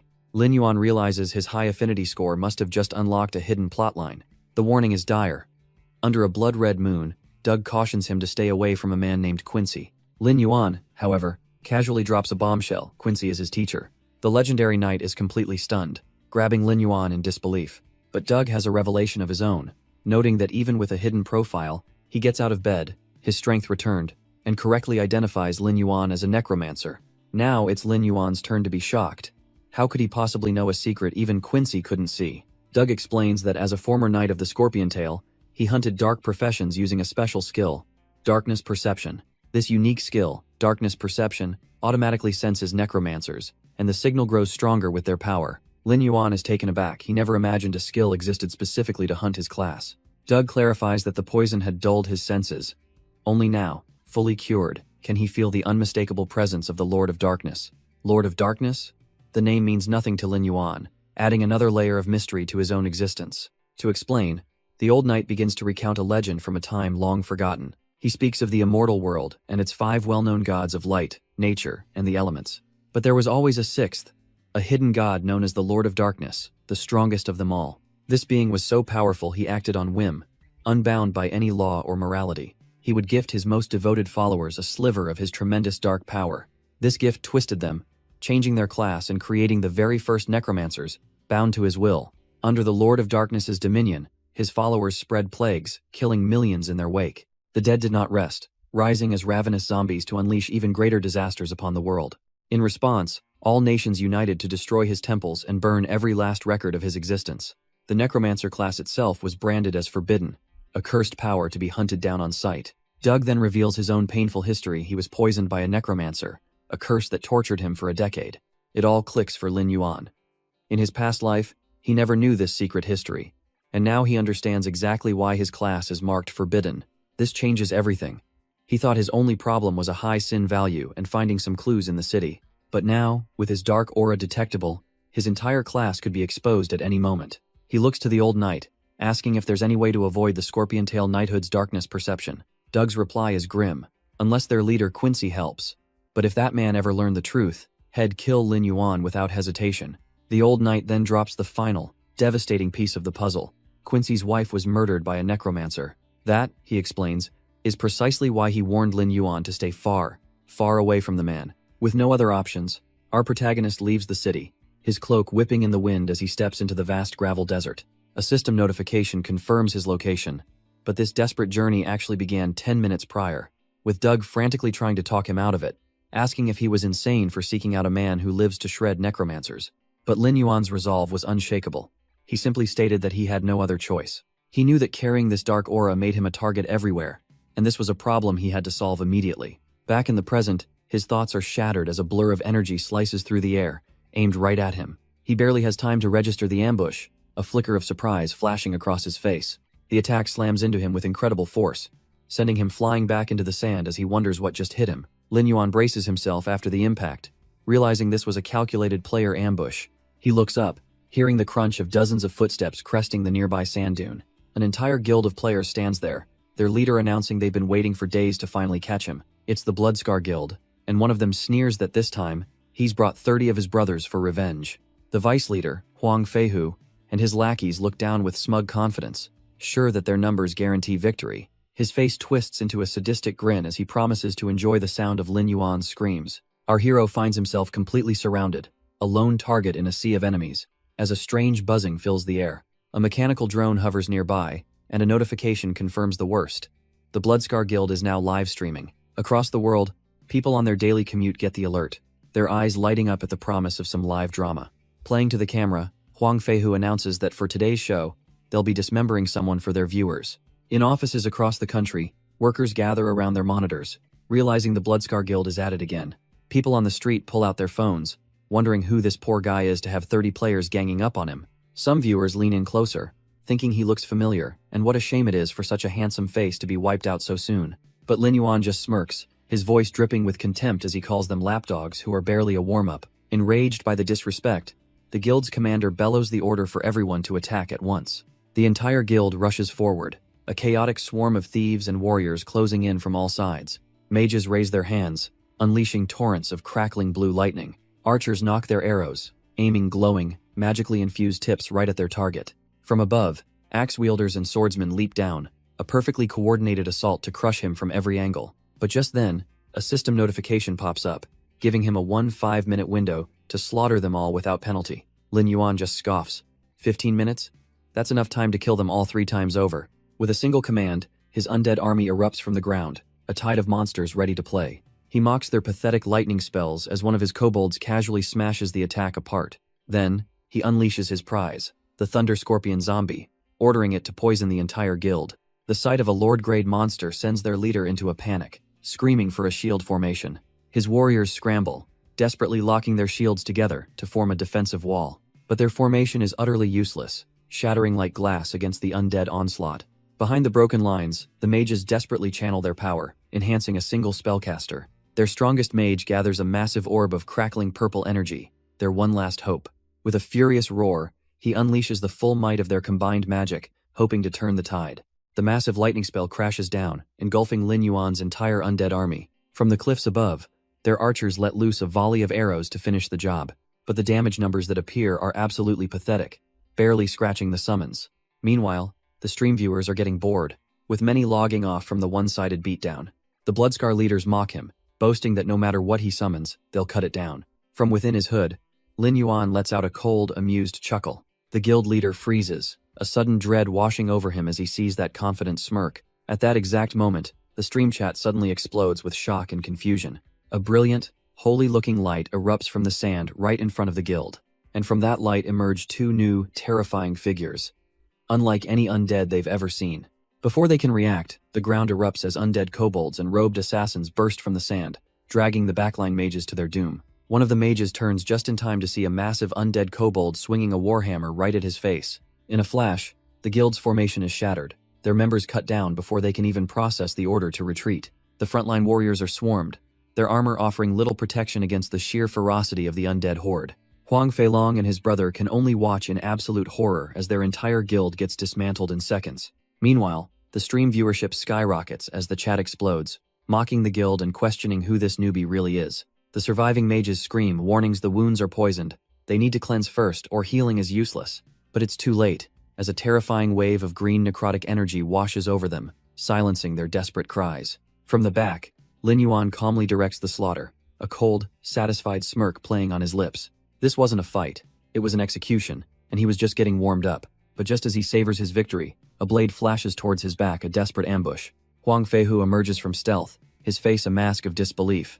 How could he possibly have known? Lin Yuan scoffs, pointing out only an idiot would try to go invisible on sand, leaving obvious footprints. The rest of the guild is in full rout, screaming that he's too strong as the last of their tanks fall. Watching his guild get wiped out, Huang Feihu's eyes glow with pure, unadulterated rage. He seethes, realizing he put his faith in a bunch of worthless trash. With a roar of fury, he decides if you want something done right, you have to do it yourself. Lin Yuan simply watches the vice leader charge, completely unimpressed by the display. He raises his blade, which begins to hum with a chilling, ethereal power. Then, with a casual swing, he unleashes a torrent of screaming souls right at his attacker. The air chills as the green soul curse manifests a torrent of ghastly, spectral skulls. Huang Feihu is frozen in place, his bravado melting into pure terror as the attack closes in. His mind screams, unable to comprehend what kind of monstrous power this is. But Lin Yuan gives him no time to process, uttering a single, cold command to execute. The curse latches on, and our protagonist plants his feet, the fight already over in his mind. He calmly turns his back, already bored with the man who dared to challenge him. A quiet countdown begins, a final, chilling timer on the vice leader's life. 3. Huang Feihu breaks out in a cold sweat, the horrifying realization dawning on him. 2. And on 1, the curse detonates, blasting him into nothing but dust and regret.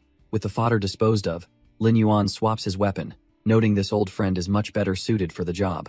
The livestream chat absolutely erupts, realizing the streamer didn't just log off, he was deleted.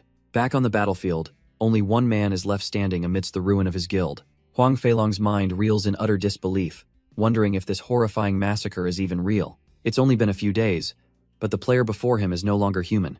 He's a monster. He feels like he's facing a demon from hell, a puppet master pulling the strings of death. Lin Yuan turns, his gaze as cold and sharp as the blade in his hand. All of the guild leader's bravado evaporates, replaced by a pathetic, trembling plea for mercy. But our protagonist simply cleans up the remaining trash, ignoring the leader's desperate cries. With the minions gone, he finally turns his attention to the last man standing. His sword flares with soul-crushing power, promising the man a true taste of despair. With a final, desperate cry, the guild leader is struck down without a shred of mercy. Lin Yuan stands over the last corpse, declaring the battle finally over. But as his crimson eyes scan the area, he notices something is off.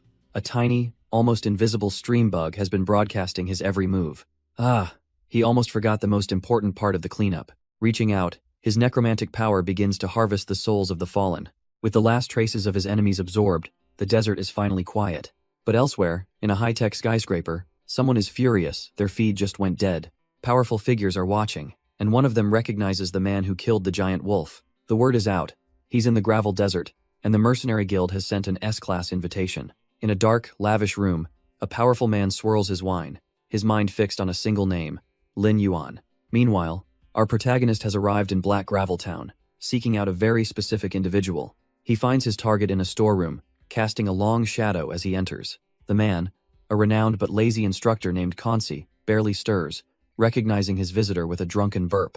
He immediately dismisses Lin Yuan, slurring that he has enough money and isn't in the mood to teach. But Lin Yuan isn't here for a lesson, and decides it's time to get the man's undivided attention. He cancels his profession hide, revealing his status as a necromancer, a forbidden class. The instructor's cup slips from his grasp, shattering against the stone floor. Kansi's eyes snap wide open, the drunken haze vanishing in an instant of pure shock. A necromancer? The lazy act is gone, and now two powerful figures face each other, the air thick with tension. A grim memory flashes in Kansi's mind as he mutters how many years it's been. Crackling blue energy gathers in his fist, a necromancer. His face contorts with rage, questioning the sheer audacity of one appearing before him. Without another word, he unleashes a devastating blast of crystalline energy. The entire storeroom explodes in a storm of razor-sharp shards. But before he can even register the attack's impact, a hand is already on his face.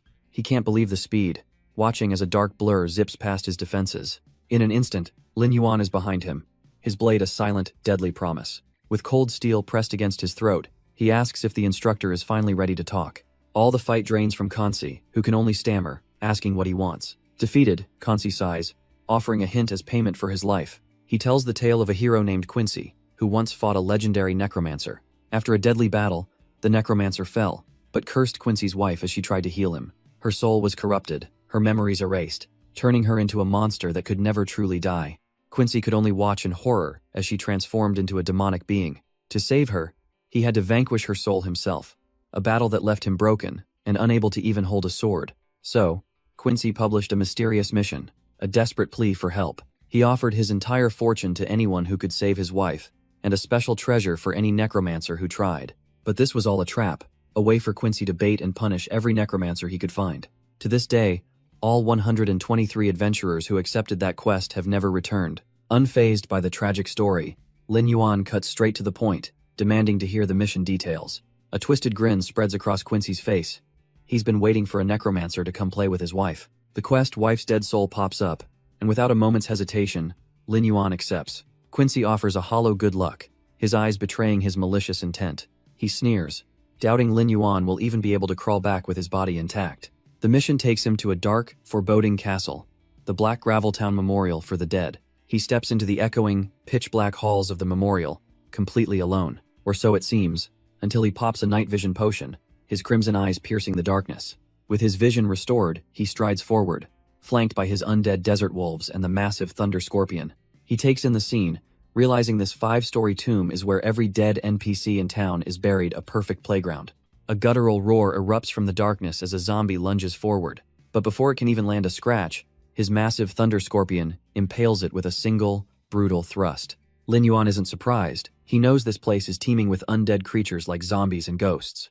The first floor is just a playground for weak, level 1 to 3 zombies, barely a threat. The second floor holds slightly more organized skeletons, ranging from level 4 to 6. On the third, you'll find the incorporeal level 7 to 9 ghosts, a bit trickier for most. And waiting on the 4th floor is a hulking, level 10 ghoul, the first real challenge of the memorial. But Lin Yuan has no intention of climbing. He sees a direct portal to his destination. A confident smirk spreads across his face. Time to skip the pleasantries and go straight to the top. With a single leap, he bypasses the lower levels entirely. The air grows cold, the silence of the tomb pressing in. He's arrived. The memorial for the dead, 4th floor. Lin Yuan takes a moment, his senses on high alert. Then he hears a skittering sound from the darkness above, accompanied by dozens of glowing red eyes. Suddenly, the walls come alive as monstrous ghouls activate their wall climb skill. They swarm down with unnatural speed, a tide of claws and fangs. A whole welcoming party of level 10 elites, and Lin Yuan is their only target. But he just smirks, his own power flaring to life as he issues a silent challenge. He unleashes his own legion, and the ghouls are met by the overwhelming force of his undead lords. The thunder scorpion zombie charges its tail, unleashing a devastating wave of energy. Its massive stinger sweeps across the battlefield, slamming into the charging ghouls. Lin Yuan himself leaps into the fray, a blur of motion as he carves through the horde. His blade cleaves a ghoul clean in two without even slowing him down. At the same time, his giant death wolf tears into the enemy ranks, a whirlwind of claws and fury. One last ghoul struggles on the cracked floor, defiant even in defeat, but Lin Yuan casually walks over, noting he'd almost forgotten one, and crushes its skull under his boot. With the last enemy dispatched, a notification confirms his victory. He's reached level 12. He looks over the field of bodies, a little surprised it all ended even faster than he'd expected. It's a shame, he thinks, that his corpse control spell only works on the living, not on undead types like these. But just as he finishes, the very ground beneath him begins to glow with a sinister purple light. His eyes widen in surprise. What is this? An ambush? A trap? Suddenly, violent energy erupts from the floor, a massive pillar of dark power shooting upwards. He barely has time to raise his sword, the force of the blast threatening to overwhelm him instantly. Gritting his teeth, he realizes this is no ordinary dungeon trap. The sheer pressure sends him flying, completely engulfed by the dark energy. He's blasted into a new chamber, a grand hall with an ominous, frog-like statue at its heart. Before he can even get his bearings, a colossal shadow begins to rise from the throne. It's a titan of pure shadow, a monstrous entity looming over him with raw, ancient power. But as he looks up at the towering beast, there's not a hint of fear on Lin Yuan's face. But instead of a shadow titan, he finds a woman bound within a crystalline prison, held by countless chains. He quickly assesses the situation. This was a forced zone change, a deliberate trap. The prisoner is clearly demonic, a powerful entity sealed away for ages. A slow, wicked smile spreads across her face as she whispers that she knew he would come. Then, with a deafening roar, the prison shatters, unleashing her and a torrent of resentful energy. She is the resentful ghost, a level 18 Lord-grade boss, and she's craving fresh blood. So this is the true guardian of the 5th floor. Lin Yuan's own aura shifts in response to the dark energy. With a manic grin, she lunges forward, claws outstretched, promising to tear him to pieces. He meets her charge without flinching, his blade clashing against her dark power in a brilliant explosion. But she's just getting started, activating her skill, Death Bloom, as spectral vines erupt to ensnare him. The thorny vines slam down, but Lin Yuan is already a blur of motion, easily evading the crushing assault. He plants his feet and swings his blade in a brilliant, sweeping arc of pure energy. As his sword slices through the spectral tendrils, he feels a familiar sting, corrosive poison. But this level of attack, it's nothing he hasn't seen before. He grips his sword tighter, a faint smile playing on his lips. An attack like this is completely useless against him. The resentful ghost watches in disbelief, as her ultimate skill is effortlessly shredded to ribbons. Her shock turns to horror, as she sees her own dark, poisonous energy being absorbed into his blade. Her power, it's being devoured right before her eyes. A furious, guttural roar rips from her throat as she realizes she's been utterly outplayed. Pushed to her limit, the ghost unleashes a final, desperate skill, a succubus growl that shakes the very foundations of the crypt. The ground trembles as a powerful roar echoes, and stone coffins begin to shudder and crack. With a series of heavy thuds, the lids of the ancient tombs are thrown aside. But Lin Yuan remains unfazed, his sharp eyes watching the chaos unfold with cold calculation. A skeletal hand, glowing with an eerie green light, claws its way out of the darkness. He grips his sword, a flicker of recognition in his eyes as more figures begin to emerge. These aren't just any skeletons, they're the fallen NPCs of Black Graveltown, buried right beneath his feet. And worse, among them are the adventurers who failed this quest before him, their souls now bound to the ghost's will. The horrifying truth dawns on him: she's reviving every corpse in this graveyard. Bones crack and knit back together, bathed in necromantic energy as her new undead army rises. Lin Yuan's eyes narrow.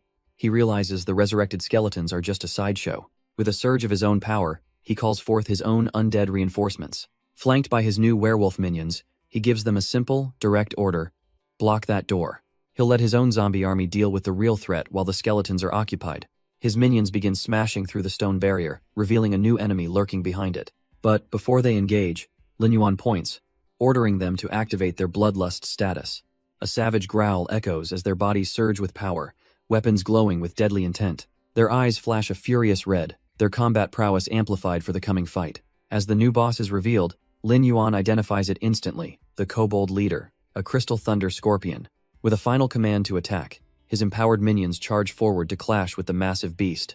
But just as his minions engage, the resentful ghost unleashes her own skill, a ground-shattering strike. She slams her power into the earth, expecting to obliterate everything in her path. The entire chamber floor cracks and splinters under the immense force of her attack. But her face twists in shock somehow. Her devastating blow had no effect. And from the shattered ground, it's not rubble that rises. but a forest of spectral vines. This is her true power, the Death Bloom. An attack meant to ensnare and crush her foes. Lin Yuan, however, watches the spectacle unfold with a calm, almost bored expression. The ghost smirks, boasting that as a spirit-type monster, she's immune to all physical attacks. But a chilling grin spreads across Lin Yuan's face as he reveals the fatal flaw she overlooked. They take double magic damage. And with that, he unleashes a torrent of spectral skulls, the perfect counter to her ghostly form. He commands his summon to unleash the Green Soul Curse, a direct assault on her spirit. But the ghost is far quicker than he anticipated, suddenly accelerating and dodging the blast with ease. The curse slams into the far wall, shattering stone and reminding everyone of its raw power. Meanwhile, a new problem arises. As the entombed skeletons begin to break free from their coffins, Lin Yuan realizes his time is running out. He has to end this fight before he's completely overwhelmed. He needs to restrict her movement, and a glint on his finger gives him an idea. Purple lightning crackles around his hand as he channels power into a special piece of equipment. It's the silver-grade paralysis ring, an item with a chance to stun a target for 3 crucial seconds. He closes the distance, unleashing a skill that binds her in place with rings of light. With the ghost trapped, he activates the ring skill, Paralyzing Toxin, ready to land the decisive blow. The paralysis ring's energy slams directly into the resentful ghost, catching her completely off guard. A system notification confirms it. The target is hit, and the paralyzing toxin is activated. But Lin Yuan isn't waiting around, has already mid-air, unleashing a vicious follow-up attack. The massive arc of soul power crashes down on the immobilized boss. She's thrown back by the sheer force, her own dark energy barely holding against the assault. Lin Yuan lands smoothly amidst the shattered earth, his attack carving a deep scar into the dungeon floor. He takes a moment to assess the aftermath of his devastating strike. A slight smirk plays on his lips. Not bad. The plan is working perfectly. Just as he predicted, the curse had already slowed her down, and now he summons his trump card. The giant death wolf lets out a deafening howl, and the resentful ghost is stunned once again. With his hair and cloak flaring with power, Lin Yuan knows 5 seconds is all he needs. He becomes a blur of motion, a living storm of sword strikes aimed at the helpless boss. Each slash connects, tearing through her defenses as the damage numbers stack up relentlessly. But this only serves to enrage her, a guttural snarl twisting her face in pure hatred. With a final, desperate roar, she forces her broken body to move, unleashing her own dark power. Lin Yuan's eyes widen slightly. A new skill activates. Corpse Explosion. A violent wave of purple energy erupts from the ground around her. The blast expands in an instant, a devastating detonation of raw necromantic force. The dungeon floor is scoured clean, leaving nothing but scorched rock in its wake. But from the lingering smoke, a sinister green miasma begins to rise, twisting and coalescing. Lin Yuan instantly grasps her desperate plan, a corpse explosion meant to collapse the entire tomb. He takes a quick tally, his zombie army is down by 2/3. A steep price to pay. But with the boss kneeling and spent, his eyes harden. It's time to end this. He surges forward, unleashing a final, devastating soul attack wreathed in spectral skulls. The very air shrieks as the overwhelming green energy tears through the chamber. It slams into the resentful ghost, her final scream cut short by the blinding light. System notifications flash one after another, her health bar crashing to 0. It's a kill. His boots touch down softly on the now silent, scorched earth. Looking down at her fallen form, a single thought crosses his mind. Is it finally over? But as the dust settles, he feels a strange, gentle energy gathering around him. From the lingering purple mist, a spectral figure emerges, the true spirit of the ghost, now at peace. With a final, serene smile, she thanks him for his help as her form begins to dissolve. He watches her fade, a wisp of light drifting down from her dissipating soul. It solidifies in his palm, forming a small, unassuming ring, a mission item, a symbol of her love. He stares at it, a little disappointed. Was this single ring really the only reward for such a tough fight? But just then, a dark purple aura flares up, and a mysterious book materializes before him. His eyes snap open wide, completely caught off guard by this unexpected second drop. A sinister, skull-faced grimoire floats in the air, radiating an ancient and powerful energy. He examines the grimoire, realizing it's a skill book for corpse explosion, exclusive to necromancers.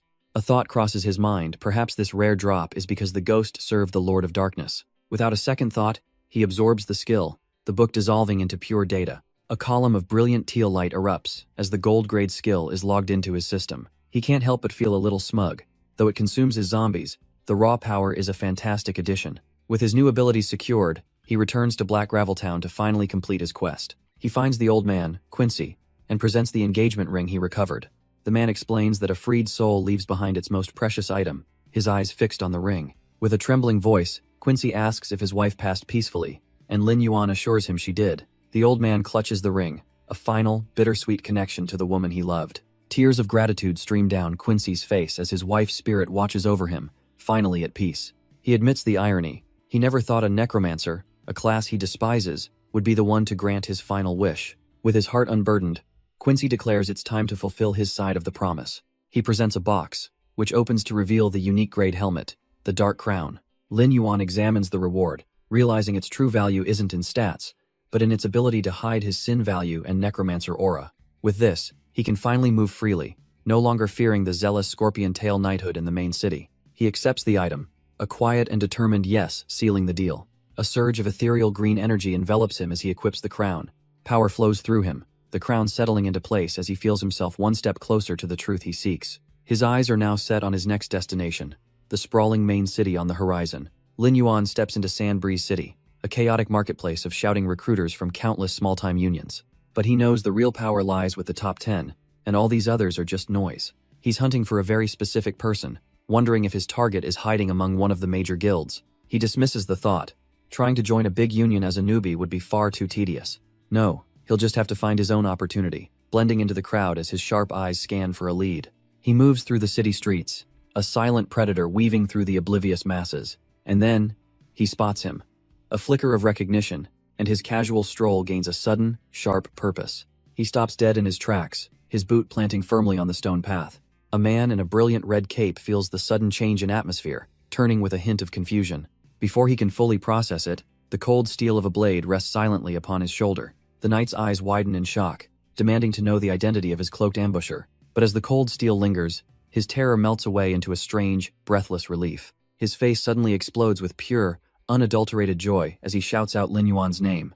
Overcome with excitement, the knight completely loses his footing and tumbles to the ground. Lin Yuan can only stare, a bead of sweat on his brow as he finally recognizes this fool. Still on the floor, the knight laughs it off, just happy that the great god Yuan remembers him. But our protagonist's eyes narrow with suspicion. Just how does this man know his name? The knight eagerly explains he saw the whole dungeon raid on that Blood Guild stream. He apparently sifted through thousands of online comments, piecing together every clue, and then spent 2 million to upgrade a facial recognition system just for this moment, practically begging for praise. Lin Yuan is completely baffled. 2 million? Just to find him? The knight just shrugs it off, saying his family's Han Corporation spends way more just to test systems. That name hits Lin Yuan like a lightning bolt. The trillion-dollar tech giant? This man knows too much, and for a dark moment, he wonders if he should just kill him. But the fanboy is lost in his own world, excitedly asking God Yuan to team up for an S-class hunt. He tries to jump to his feet to plead his case, and immediately trips, face-planting on the hard stone floor yet again. Lin Yuan sighs, deciding this fool isn't worth the trouble, and tells him to just leave him alone. As he walks away, the knight concedes that a legend who dismantled the Bloodstain Guild probably doesn't need a team. But then he mentions that the Black Tree Guild's third team will be there scouting for talent. That name stops Lin Yuan cold, his gaze locking onto a leaderboard. The Black Tree Guild now, that's a different story. The knight sighs in defeat, figuring he'll have to try his luck alone. But a sudden voice cuts through his moping, asking when the hunt is. He whips around, his face a mask of disbelief. Did he hear that right? Lin Yuan, his back turned, repeats the question, wanting to know the exact time. Overjoyed, the knight scrambles to his feet, shouting that it's tomorrow at 8 a.m. Lin Yuan cuts him off, telling him to just use his real name. But before they go, he adds, he needs to make some preparations. The knight is completely baffled. Preparations? For what? The scene cuts to a desolate desert outpost, the Vulture Thief Band's campsite, and Lin Yuan's preparations begin with a massive, fiery explosion. Surrounded by his newly risen undead, Lin Yuan senses the Vulture Band's leader is just ahead. He lets out a calm breath, necromantic energy flaring around him. This is just the beginning. The system confirms his new puppets. Level 12 Vulture, Thief Band zombies. With a simple gesture, he points towards the heart of their base. It's time to go. His entire undead legion surges forward, a wave of green death ready to cleanse the den. Inside, the remaining living thieves are thrown into chaos, their hideout breached. They screech in alarm, completely unprepared for this spectral invasion. Lin Yuan raises his hand, giving the final, simple command, charge. His undead army crashes into the thieves, a maelstrom of claws and spectral energy. The thieves retaliate, activating their sickle throw skill, but it's a futile defense. But their pathetic defenses are nothing more than glass to him. The thieves can only stare in disbelief, as their last line of defense shatters. Lin Yuan himself joins the fray. his blade glowing with an emerald light. He carves through their ranks, the system barely keeping up with his kills. One after another, the so-called leaders fall before his overwhelming power. With a final, decisive strike, the last thief is cut down, and silence falls. But as the dust settles, Lin Yuan looks around, a flicker of confusion in his eyes. He realizes the throne is empty, the true leader, the boss, is gone. Just then, a level 18 lord appears from the shadows, activating its backstab skill. But Lin Yuan smirks, activating a trap of his own. Corpse explosion. The Vulture Lord lunges forward, only to realize he's surrounded by the glowing corpses of his own men. A cold glint in Lin Yuan's eye confirms it. The fool walked right into the trap. A massive wave of emerald energy erupts as the corpse explosion skill detonates. Caught at point-blank range, the Lord can only shriek as the blast tears through his defenses. The very ground shatters under the sheer force of the necromantic wave. But Lin Yuan isn't waiting for the smoke to clear. He bursts through, crackling with power. He descends upon the staggered boss, ready to end this personally. His shadow gloves activate, cloaking his fist in a lethal, glowing aura. The boss looks on in stunned disbelief as that fist smashes directly into his face. With a sickening crunch, the once mighty lord is sent hurtling into oblivion. The system confirms the kill, and with a surge of power, Lin Yuan hits level 13. But the real prize is the flood of skill upgrades and experience pouring in. He decides to push his advantage, using a precious skill scroll to power up even further. With the scroll and the recent battle, both his curse and corpse explosion skills have leveled up nicely. His undead army has also swelled, now boasting 130 new soldiers from the fallen thieves. The Vulture Lord itself now stands among them, reborn in his service with impressive stats. But as he inspects his new prize, he notices something. The revived Lord has a brand new skill. He recalls the giant Deathwolf also gained a new ability, Wraith's Fury, upon its resurrection. A pattern emerges. Reviving Lord-grade monsters grants them a powerful bonus skill. Just as this new strategy solidifies, a timer appears. The real hunting campaign begins in 2 hours.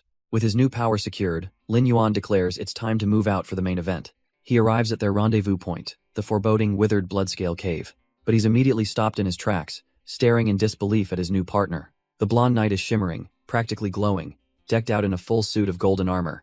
He strikes a pose, proudly announcing he spent 50 gold to have it custom made so he wouldn't be a burden. And with a sudden, ominous crack, the armor's waist joint gives way, and his greaves clatter to the ground around his ankles. Lin Yuan is left completely speechless, staring at the knight standing there in his boxers. He tries to process the absurdity, dryly remarking that it's the first time he has seen such unique segmented armor. The knight, face burning with shame, stammers that the blacksmith assured him this was the latest style. The knight grits his teeth, determined to make this ridiculous armor work. But his resolve lasts all of 2 seconds before he's flailing blindly, screaming for Yuan to save him. Lin Yuan can only stand there as his new partner trips over his own feet and smacks face first right into his back with a loud clang. A small, circular piece of the golden armor even pops loose from the impact. The knight looks up, dazed and confused, wondering what he just hit. Hez met with the towering, shadowy figure of another adventurer Hez bumped into. The man, a level 15 warrior named Zhao Kui, offers a seemingly friendly smile and asks if he's all right. But the knight's instincts scream danger. This man's smile feels like the glare of a venomous snake. Before he can even process the threat, a hand clamps down hard on his shoulder. Zhao Kui mockingly suggests the knight should probably take off that ridiculous golden armor. But as he smirks, his eyes drift past the flustered knight and lock onto the cold, piercing gaze of Lin Yuan, standing beside him. The warrior's smile vanishes, replaced by pure irritation. Who does this kid think he is? Just as the tension is about to snap, a loud voice cuts through the air.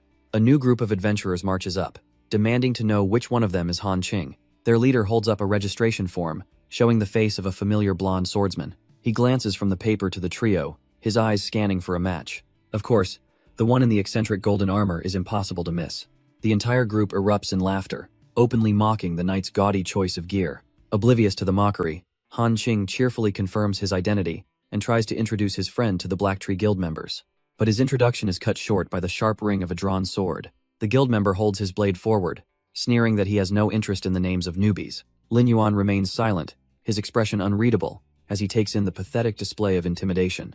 Just then, their captain, Zhao Kui, arrives, chiding his man for being rude to their new friends. The subordinate quickly sheathes his weapon, claiming he was only joking around. Zhao Kui then warns them not to get ahead of themselves. They should be grateful for his guild's generosity. With the pecking order established, an official with an eye patch steps forward to begin the roll call. The other assembled adventurers are a mix of nervous and excited, hoping to prove themselves in this S-rank hunt. But Lin Yuan's sharp gaze sweeps over them, seeing them for what they are. A bunch of fresh-faced rookies.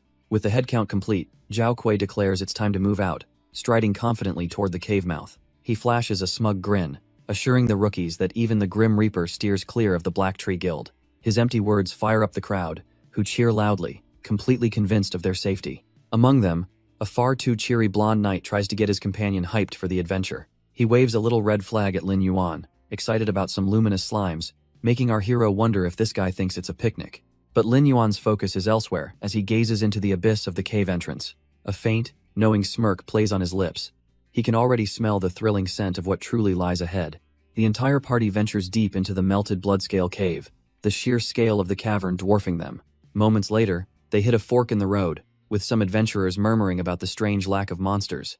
All eyes turn to their captain, waiting for the great Zhao Kui to decide their path forward. With a grim look, Zhao Kui declares that in his opinion, it's best they split up. The crowd immediately panics, questioning the danger of running into an elite monster alone, but one of his guildmates steps in to calm the rabble, revealing a little secret. The adventurers are stunned to hear that Captain Zhao Kui had already scouted the path ahead. He smirks, confirming his morning scout revealed one dangerous path and two very safe ones. So, to balance efficiency, his guild will take the dangerous middle path for the best loot. He looks back at the crowd with a predatory grin, asking what they all think of his generous plan. The adventurers, completely won over, praise the Black Tree Guild's foresight and agree he should command. Cutting through the noise, Lin Yuan simply points, declaring he and his companion will take the left path. Zhao Kui barely glances back, amused, and asks if anyone else wants to go with them. The remaining adventurers start whispering amongst themselves, judging the duo. They figure the stoic one is just hiding a weak level, too embarrassed to show his stats. Zhao Kui smirks, condescendingly noting Lin Yuan's lack of popularity. But to his surprise, the blonde knight immediately agrees to follow, no questions asked. So the two of them head off alone into the dark, foreboding cave entrance.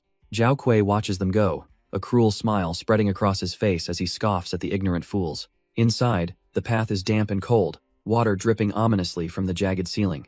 The blonde knight shivers, telling Lin Yuan that the temperature is dropping fast. He adds that he's getting a terrible feeling, like a pair of eyes are locked right onto him. Lin Yuan glances back, completely calm, confirming that yes, something has been waiting for them. The blonde knight starts to panic, stammering that Captain Zhao promised this path was safe. Lin Yuan just smirks, mocking him for actually trusting the man who brought newbies to an S-rank hunt. The knight stares, horrified, asking why he didn't expose Zhao Kui's obvious plan to use them as bait. Instead of answering, Lin Yuan turns his attention to some strange, glowing slimes clinging to the cave wall. He casually reaches out and plucks one from the rock, much to its squealing surprise. The creature instantly transforms into a massive, shrieking wisp, and Lin Yuan finally explains his reasoning. He also wanted to see just how many things were hiding in this cave. And as if on cue, the darkness ahead fills with dozens of glowing red eyes. Proving his point, a horde of level 16 Iron Eater lizards crawls out from the abyss, their stats flashing before him. But Lin Yuan is ready, slamming his staff into the ground to greet them. With a single word, Lin Yuan commands the very earth to burn.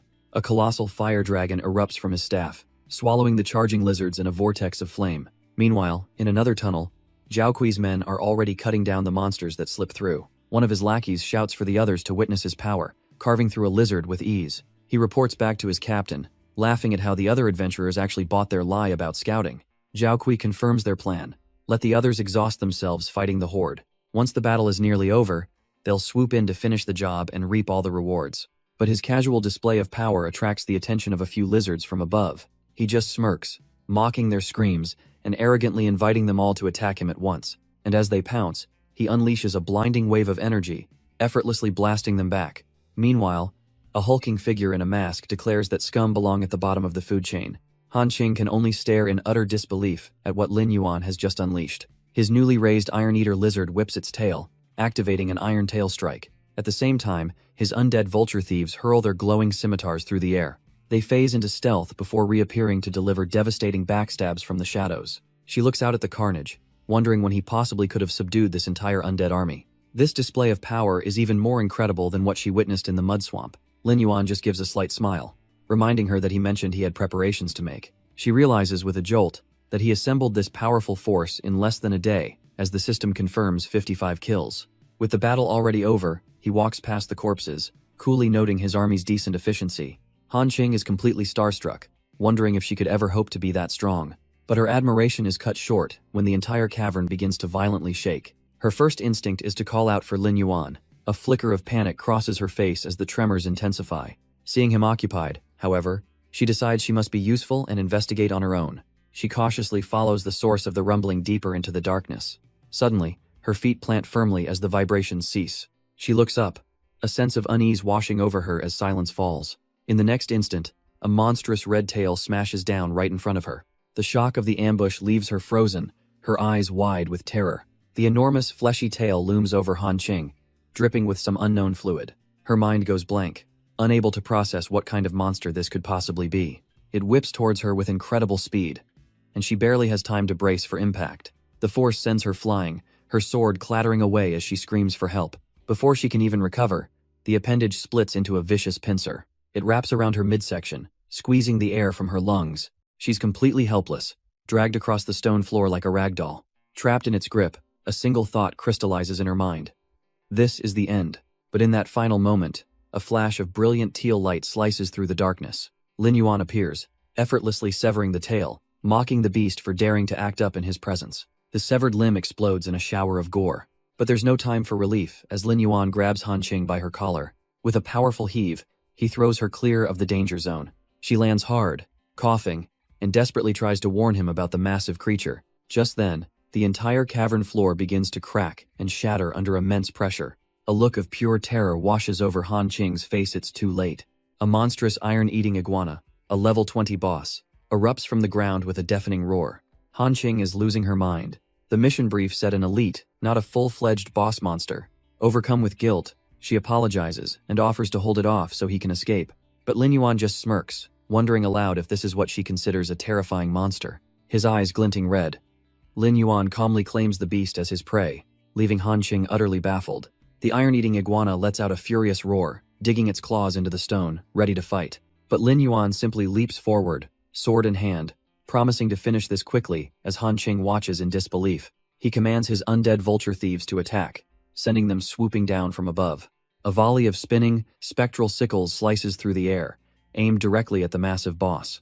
But the beast is fast, activating its skill, a powerful iron tail sweep to defend itself. Its armored tail whips around, deflecting the sickles with a deafening clang of metal on scales. This was exactly what Lin Yuan was waiting for. The monster's defense created a perfect opening.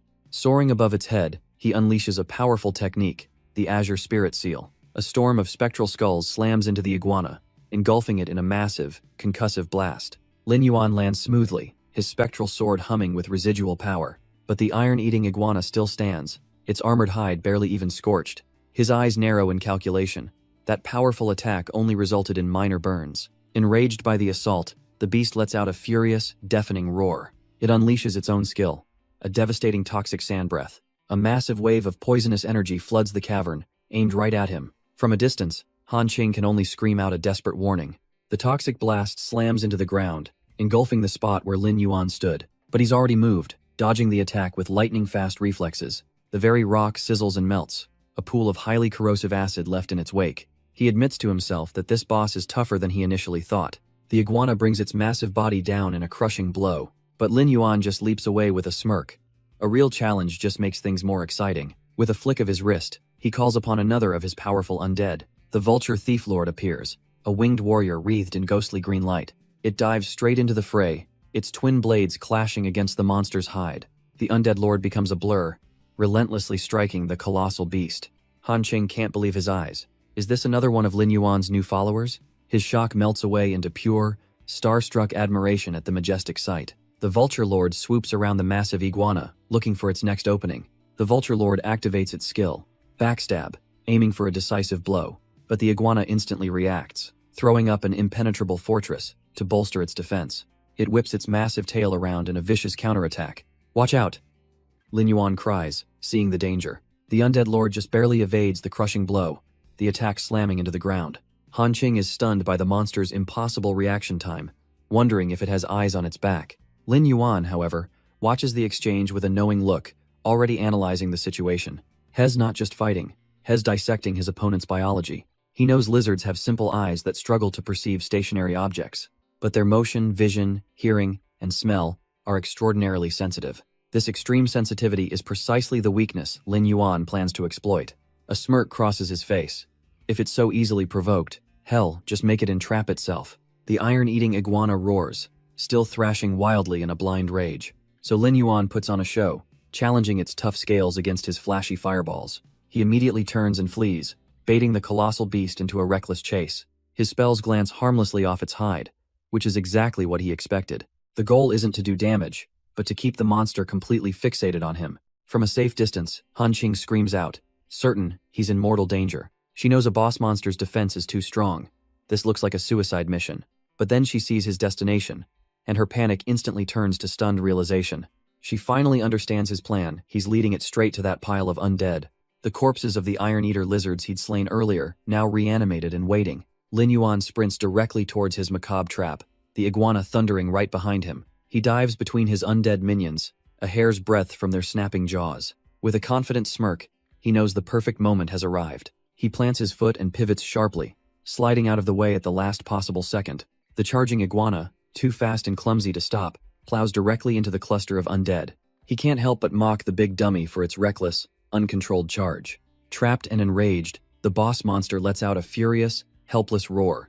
And with that, Lin Yuan activates his skill Corpse Explosion Art, unleashing a devastating chain reaction. The explosion pays off, and with a confident glint in his eye, Lin Yuan confirms the armor has been breached. Staggering from the blast, the iron-eating iguana lets out a pained, furious roar. But Lin Yuan gives it no time to recover, kicking off the ground with explosive force. His vulture lord directs him from the sky, telling him to strike from the left. He lands with a sharp pivot, a phantom of motion on the battlefield.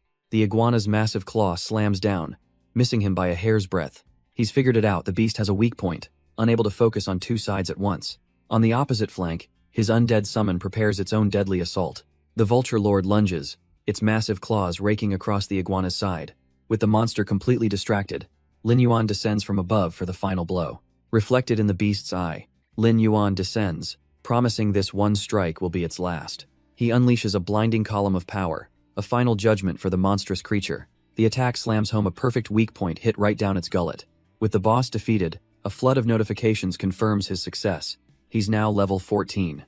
But a few minutes later, the cavern glows with an eerie green light as the iguana's health rapidly restores. Lin Yuan is using Dark Curse, not to deal damage, but to mend his brand new undead servant. He notes with satisfaction that another skill scroll will push Dark Curse to level 4. Sacrificing his lesser undead for this prize was a trade he'd make any day. Its eyes snap open, no longer filled with rage, but with the cold, empty light of a necromancer's puppet. From now on, Lin Yuan declares, this colossal beast will serve as his shield.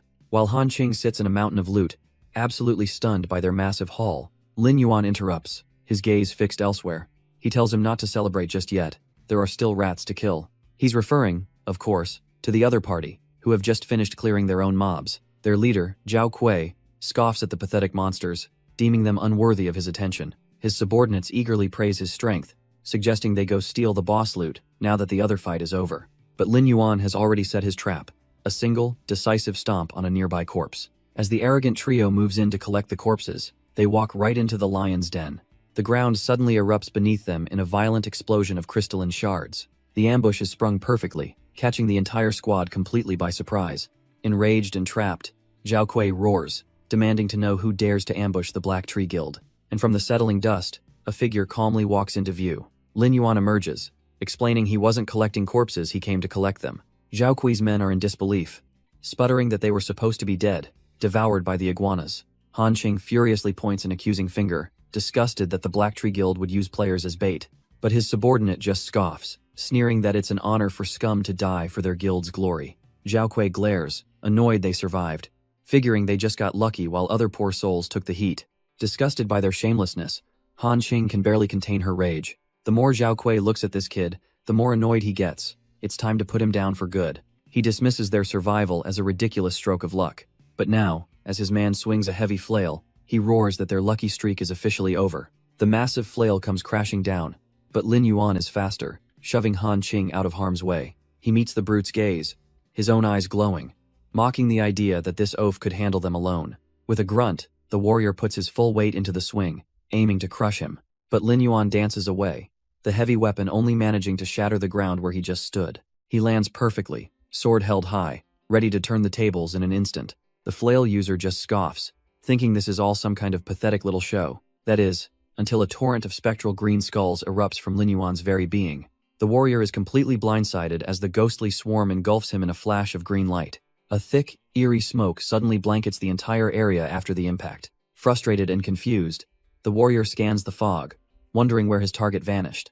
But Lin Yuan was never the target, he was the trap, easily parrying the attack from the real foe, Zhao Kui. He scoffs that those who live by luck alone are destined for an early grave. With a single plunge of his sword, he completely dispels the magical smoke. He stands alone, musing that such people must always sleep with one eye open. A dark memory flashes through his mind, a reminder of what happens to the weak. But in that brief moment of reflection, his instincts scream a warning, because for scum like them, their worthless lives can end at any moment. The flail user appears from nowhere, bringing his weapon down for a fatal blow. Watching from a distance, Han Qing can only scream his name in absolute horror. But two more of Zhao Kui's lackeys step forward, blocking her path and telling her it's their turn now. But Lin Yuan just looks up, completely unimpressed, stating he doesn't have time to play games. The flail user roars, telling him to get on the ground and accept his death. But the killing blow never lands. The chain stops dead in its tracks. Lin Yuan's hand is wrapped around it, his grip like solid steel. The attacker's arrogant grin vanishes, replaced by pure, unadulterated shock. A wicked smile spreads across Lin Yuan's face. He muses that he now has a rough idea of the power level of the Black Tree Guild's third team, and with that single, effortless motion, he stops the entire assault cold. A sharp crack echoes as Lin Yuan's grip tightens, shattering bone. The hunter has just become the prey, and his eyes glow with a predator's light. With a flash of green energy, Lin Yuan follows up with a devastating kick, sending the man flying.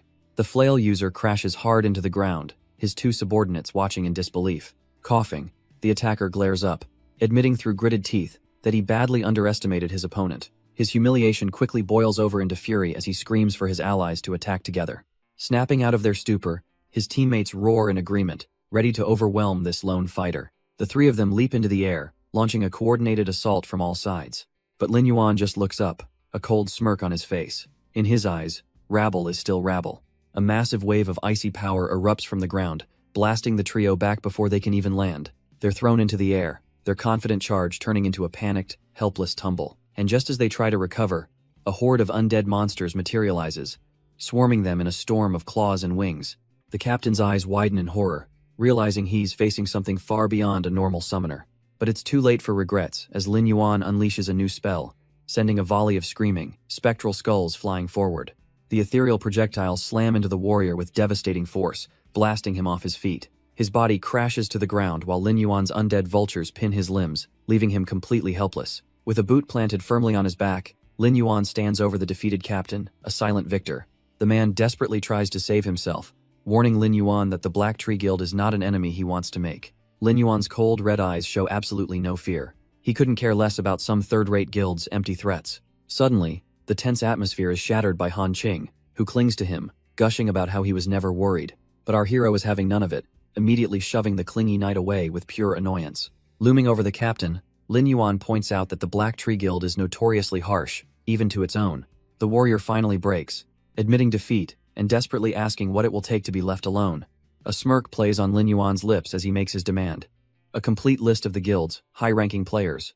His mind races, recalling the mysterious first follower from his past life, a powerful user of unknown skills he's been hunting for. Zhao Kui is utterly confused by the strange request, questioning why he would want a simple name list. Lin Yuan has no patience for questions, slamming a blast of energy onto the man's hand, causing him to scream in pain. With his sword pinning the captain's bleeding hand, he asks one last time if he'll write it, and the man immediately surrenders. He quickly scans the freshly written scroll, noting that while there are experts, none match the first follower's profile. Surrounded by undead, the defeated captain cautiously asks if they can finally be let go now. Lin Yuan turns back with a chilling smile, telling the captain that he can go, leaving the fate of his men hanging in the air. Overwhelmed with relief, Zhao Kui thanks him profusely, believing he's actually been spared.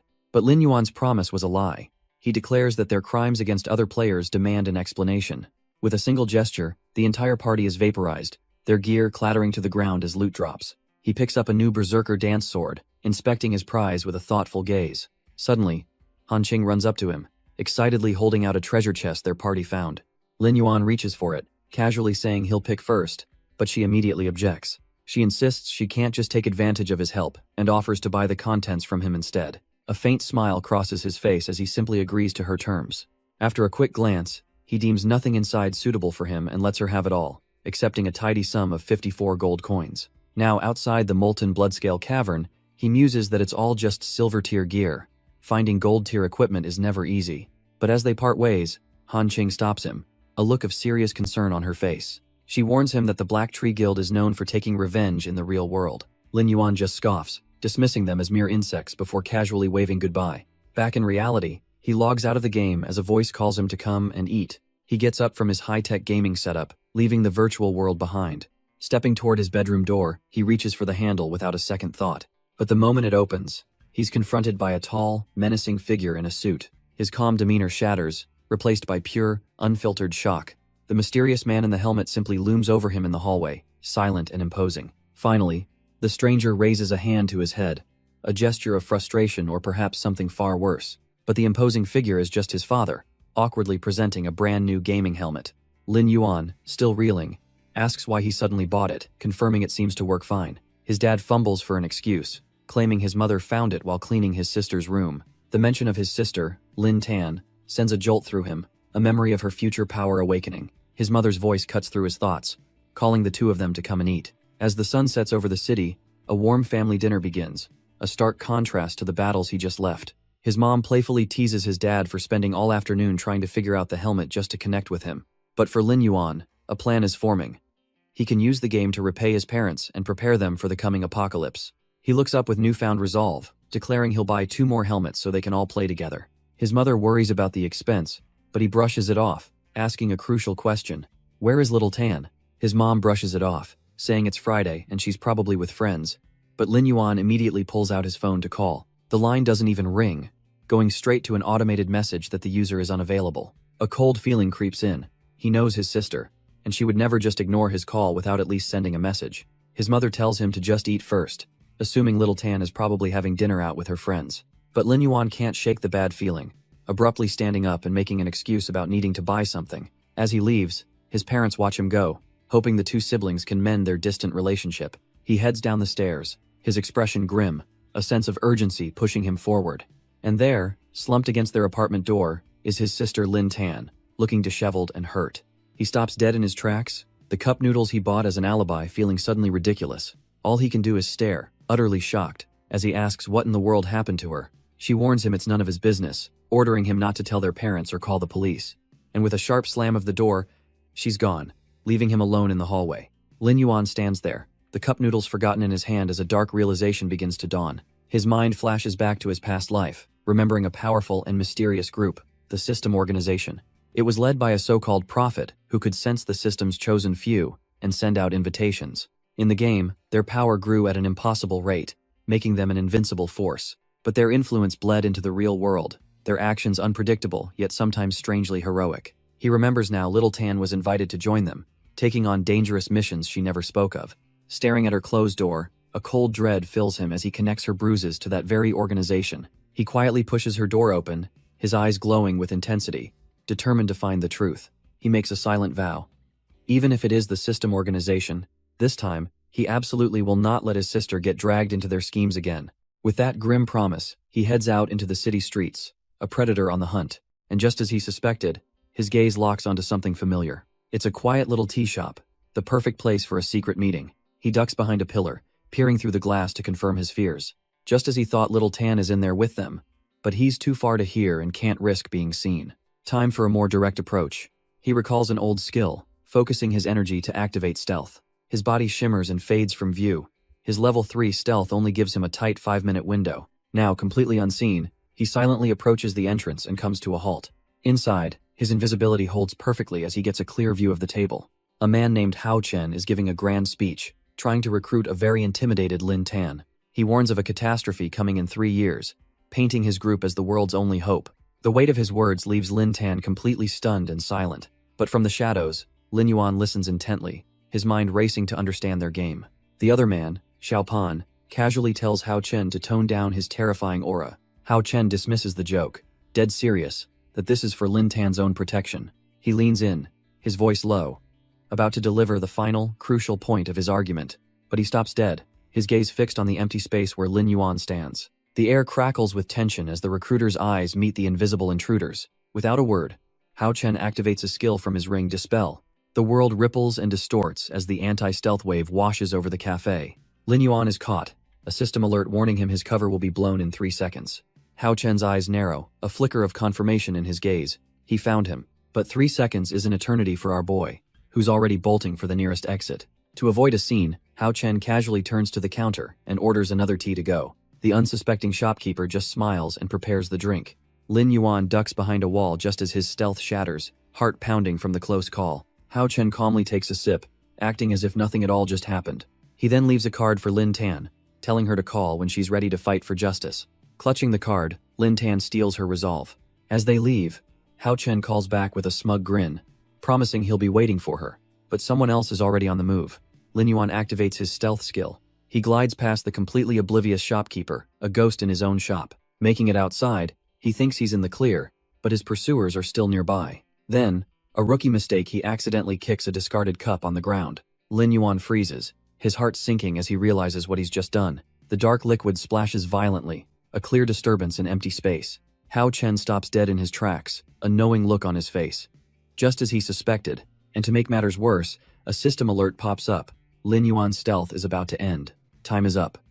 As his stealth flickers away, Lin Yuan is exposed for a split second, but Hao Chen just misses it, taking a final step past the kicked cup. He looks around, seeing nothing, and the two of them continue on their way. Chalking it up to paranoia, Hao Chen tells himself he's just been too on edge lately. Xiaopan teases him, more interested in whether the girl they're after will join them. Hao Chen is confident, stating that the seer's prophecy has never been wrong. From the safety of a nearby rooftop, Lin Yuan watches them disappear into the crowd. He reflects on the encounter. That group is far more dangerous than he ever imagined. If his forbidden ability is exposed, he'll have no place in the immortal world to come. Meanwhile, somewhere else, the very girl from the prophecy holds a mysterious card. His sister, Lin Tan, is standing outside, her expression unreadable as she stares at her phone. But her solitude is broken as she looks up, completely stunned to see who's approaching. It's Lin Yuan, casually holding a bag of takeout, saying he was just passing by. She turns away, flustered, trying to brush off his concern. He insists, explaining that he bought food so their mom wouldn't have to cook so late. He simply tells her it's time to go, leaving her to wonder at this sudden change in him. With a simple word, he leads the way back home. Lin Tan follows, still processing this new, considerate side of her brother. They walk in the door to their mother's worried questions, but Lin Tan just brushes past, heading for her room. Their mom then turns to Lin Yuan, offering to cook, completely unaware of the subtle shift in her children's dynamic. Back in her room, Lin Tan shuts the door, finally alone with her thoughts. She lets out a heavy sigh, the strange events of the day weighing on her. What has been happening lately? Her mind is a mess as she walks towards her bed. Lying down, she realizes that ever since starting that game, her life has been spiraling into chaos. Her memory flashes back to a terrifying moment, her friend screaming for her to run and save herself. Lin Tan could only look back, her avatar frozen in fear, as her party leader held the line. The monster was a level 5 long-bladed mantis, far stronger than they ever anticipated. Its scythes came down in a blur of green light, a deadly dance aimed right at her. But her friend's eyes burned with resolve, shouting that she would block the attack. As the frontline fighter, she refused to let her comrades die, raising her sword for a final stand. With a final war cry, the warrior leader charged headfirst into the swarm of mantises. Her sword met the monster's scythe with a deafening clang, the impact shaking the very ground. But raw strength wasn't enough. The creature's power was overwhelming, pushing her back relentlessly. A brutal, sweeping strike sent her flying, a scream torn from her lips as the blow connected.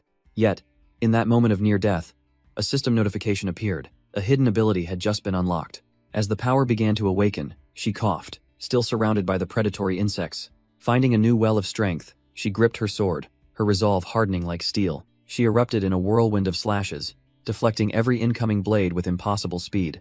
Her own eyes widened in shock at the power coursing through her, a desperate, last-second miracle. The assault finally broke, leaving her panting on a cliff's edge, momentarily safe from the swarm below. Her newfound power awakens, manifesting as the legendary Sword of Dawn. But the feeling is too real, and back in her room, she can feel her physical body changing too. She wonders if this power will truly be enough to protect everyone when the disaster strikes. A faint blue aura shimmers around her hand, proof that the game's rules no longer apply. If a power like this might not be enough, she thinks with dread, what chance does anyone else have? Sitting at her desk, her resolve hardens into a single, unshakable purpose. She picks up a photo of her family, her reason for fighting staring back at her. For them, she must become stronger, and she must do it as quickly as possible. Meanwhile, Lin Yuan shares the same sentiment, knowing he can't delay moving his family any longer. He's determined to give them a better, safer life, starting now. Wasting no time, Lin Yuan steps into a high-end real estate office, immediately greeted by an agent. He gets straight to business, requesting a luxury villa with the best security money can buy. The agent gives him a sideways glance, thinking he looks way too young to afford anything here, and gently tries to warn him about the prices. But Lin Yuan just smirks, pulling out a sleek black card, certain that its contents will shut down any doubts. Her professional composure shatters the moment she lays eyes on it. In an instant, her skepticism vanishes, replaced by pure awe. This is an exclusive VIP card, a symbol of unimaginable wealth. The entire staff immediately snaps to attention, welcoming their new owner with the utmost sincerity. A short while later, he stands with his parents, who look on in total disbelief. His father struggles to find the words, asking if this incredible mansion is really their new home. His mother is utterly speechless, staring at a private swimming pool that looks like something straight out of a movie. His father wanders into the master bedroom, absolutely floored by the sheer size of everything. The two of them are still trying to process the opulence of their new home, looking like lost tourists in a palace. But the shock gives way to parental concern, and they ask Lin Yuan how he could possibly afford the mortgage. He calmly reassures them, explaining there's no debt. He bought it outright with his earnings from the game. Overcome with emotion, his parents embrace, realizing their son has truly become a man capable of supporting them. Lin Yuan watches them, a quiet satisfaction in his eyes. This was the whole point. Later, walking through an alley, his thoughts turn to the future he needs to get his parents into the game to prepare them. But his train of thought is violently derailed as his senses scream, alerting him to sudden danger. He looks up to find his path blocked by a group of shadowy figures who claim they've been waiting for him.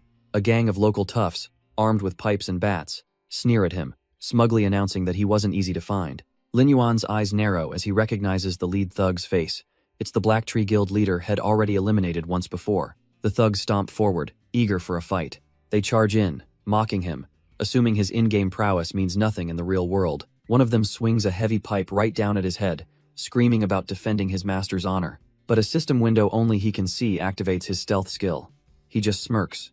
Far too slow. The pipe crashes into empty air, shattering the pavement where Lin Yuan just stood, leaving the thug completely baffled. Before they can react, he's already a blur, weaving through their ranks like a phantom. A flash of light erupts as his palm connects with the first thug's jaw, sending him flying. It's not a fight. It's a complete demolition, each precise strike taking down another goon. The leader lies broken on the ground, spitting blood, his mind unable to process what just happened. Was he fighting a human or a ghost? With the leader pinned, Lin Yuan presses the steel pipe down, cracking the very concrete beneath him. His eyes glow a menacing red as he muses that these sticky leeches just don't seem to value their lives. The thug's bravado evaporates into pure terror, and he starts begging, pleading that he's still useful and knows a hidden quest. A flicker of interest crosses Lin Yuan's face. He simply tells him to continue talking. The man spills everything, babbling about a blacksmith in the main city who can craft golden gear after enough favor quests. Lin Yuan's mind races. He remembers a rumor from his past life about this exact thing. So the man isn't lying, but that doesn't mean he's forgiven. To make his point crystal clear, he tightens his grip on the steel pipe. He warns the thug that he has many ways to deal with him, and if he ever dares to touch his family, with a sickening groan of metal, he bends the pipe, showing him exactly what his fate will be. The message is received. The thug can only sweat and stammer his understanding, his spirit completely shattered. With his business concluded, Lin Yuan logs back into the game, appearing in a bustling tavern. He's here to meet someone, and they celebrate their new partnership with a hearty drink. Over a hot meal, they get down to business. The blacksmith scoffs, finding it hard to believe a clean-looking kid like him could provide 100 pieces of ore. But he confirms the rumor, bring the ore, and hell craft a weapon for free. So, the thug wasn't lying. Just as Lin Yuan plans his next move, a commotion breaks out nearby as a man grabs a fleeing woman. She desperately tries to pull away, pleading with him to leave her alone. Lin Yuan watches the scene unfold, his expression turning cold and impassive. The brute finally notices him staring and threatens to gouge his eyes out for looking. A fatal mistake. Lin Yuan responds instantly, a blur of motion as he unleashes a devastating attack. The woman he just saved is practically melting, offering him a drink for his troubles. But Lin Yuan is already walking away, completely uninterested in her advances. She desperately latches onto him, refusing to let her handsome savior just leave. In her eagerness, she trips over her own feet, losing her balance completely. A flash of pure annoyance crosses Lin Yuan's face. He does not have time for this. Still, he catches her instinctively, dipping her in a surprisingly graceful motion. Oh, she thinks, he likes to dance. Her eyes sparkle with a total misunderstanding.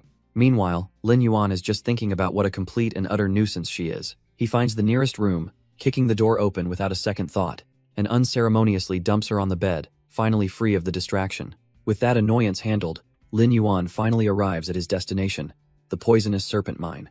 He's not here to swing a pickaxe himself, of course. He has minions for that.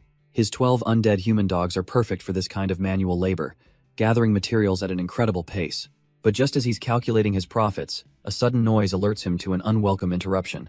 A pack of angry-looking raging moles bursts from the tunnels, ready to attack. Lin Yuan sighs, summoning a massive spectral scorpion and giving a simple, board command to finish them all. The scorpion lunges forward, a blur of green energy and sharp claws, tearing through the pack. In an instant, the so-called raging moles are nothing more than defeated heaps on the cavern floor. But for Lin Yuan, this isn't just pest control.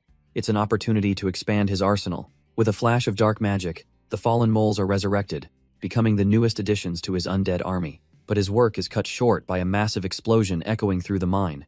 Lin Yuan whips around, his eyes widening in disbelief at the sudden chaos. A hulking beast, a horned bear-like creature, crashes through the tunnels with a roar. The system identifies it as the Raging Mole Boss, a level 16 monster. He instantly realizes this isn't a random spawn. Someone is deliberately luring monsters. Suddenly, a brilliant golden staff flashes with divine light from the darkness. A beam of energy slams into the boss, not to kill it, but to provoke it further. The attack guides the enraged beast, pushing it directly towards Lin Yuan's position. Like a homing missile, the golden light curves through the air and locks onto him, revealing he was the true target all along. But instead of an attack, a holy shield envelops him, a support skill from a priest. Nearby, another player notices the commotion, recognizing the priest from a top guild. Smirking, he releases a mechanical spy fly, eager to record the unfolding chaos.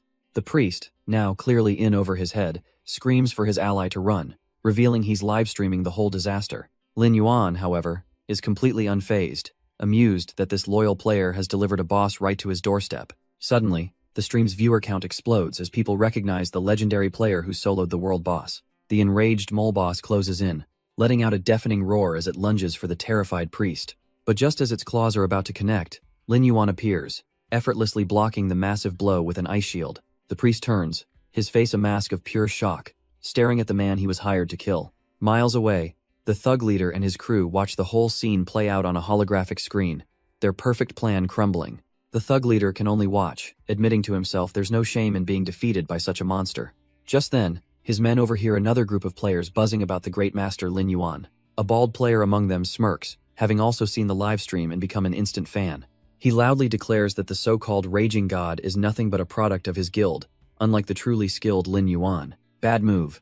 A man with a fur collar, Noyan of the Rage Guild, turns with a look that could kill. The provocateur just grins, showing him the live comments, pointing out that everyone thinks the Raging God should step down. In a flash, a cold blade is pressed against the bald man's throat, but he doesn't even flinch, taunting Noyan that his anger is pointless when the whole world is saying it. He leans in with a chilling smirk, whispering that when heroes fall, villains get their turn on stage. Noyan's fury solidifies into cold purpose. He confirms Lin Yuan is still in the mine, a new hunt about to begin. With his target confirmed, Noyan roars out the command, mobilizing every available Rage Guild member for the hunt. Meanwhile, the man they're hunting is putting on a clinic, weaving through a flurry of attacks from the Raging Mole Boss. He calmly tells the stunned priest he lured the monster for that he can leave now.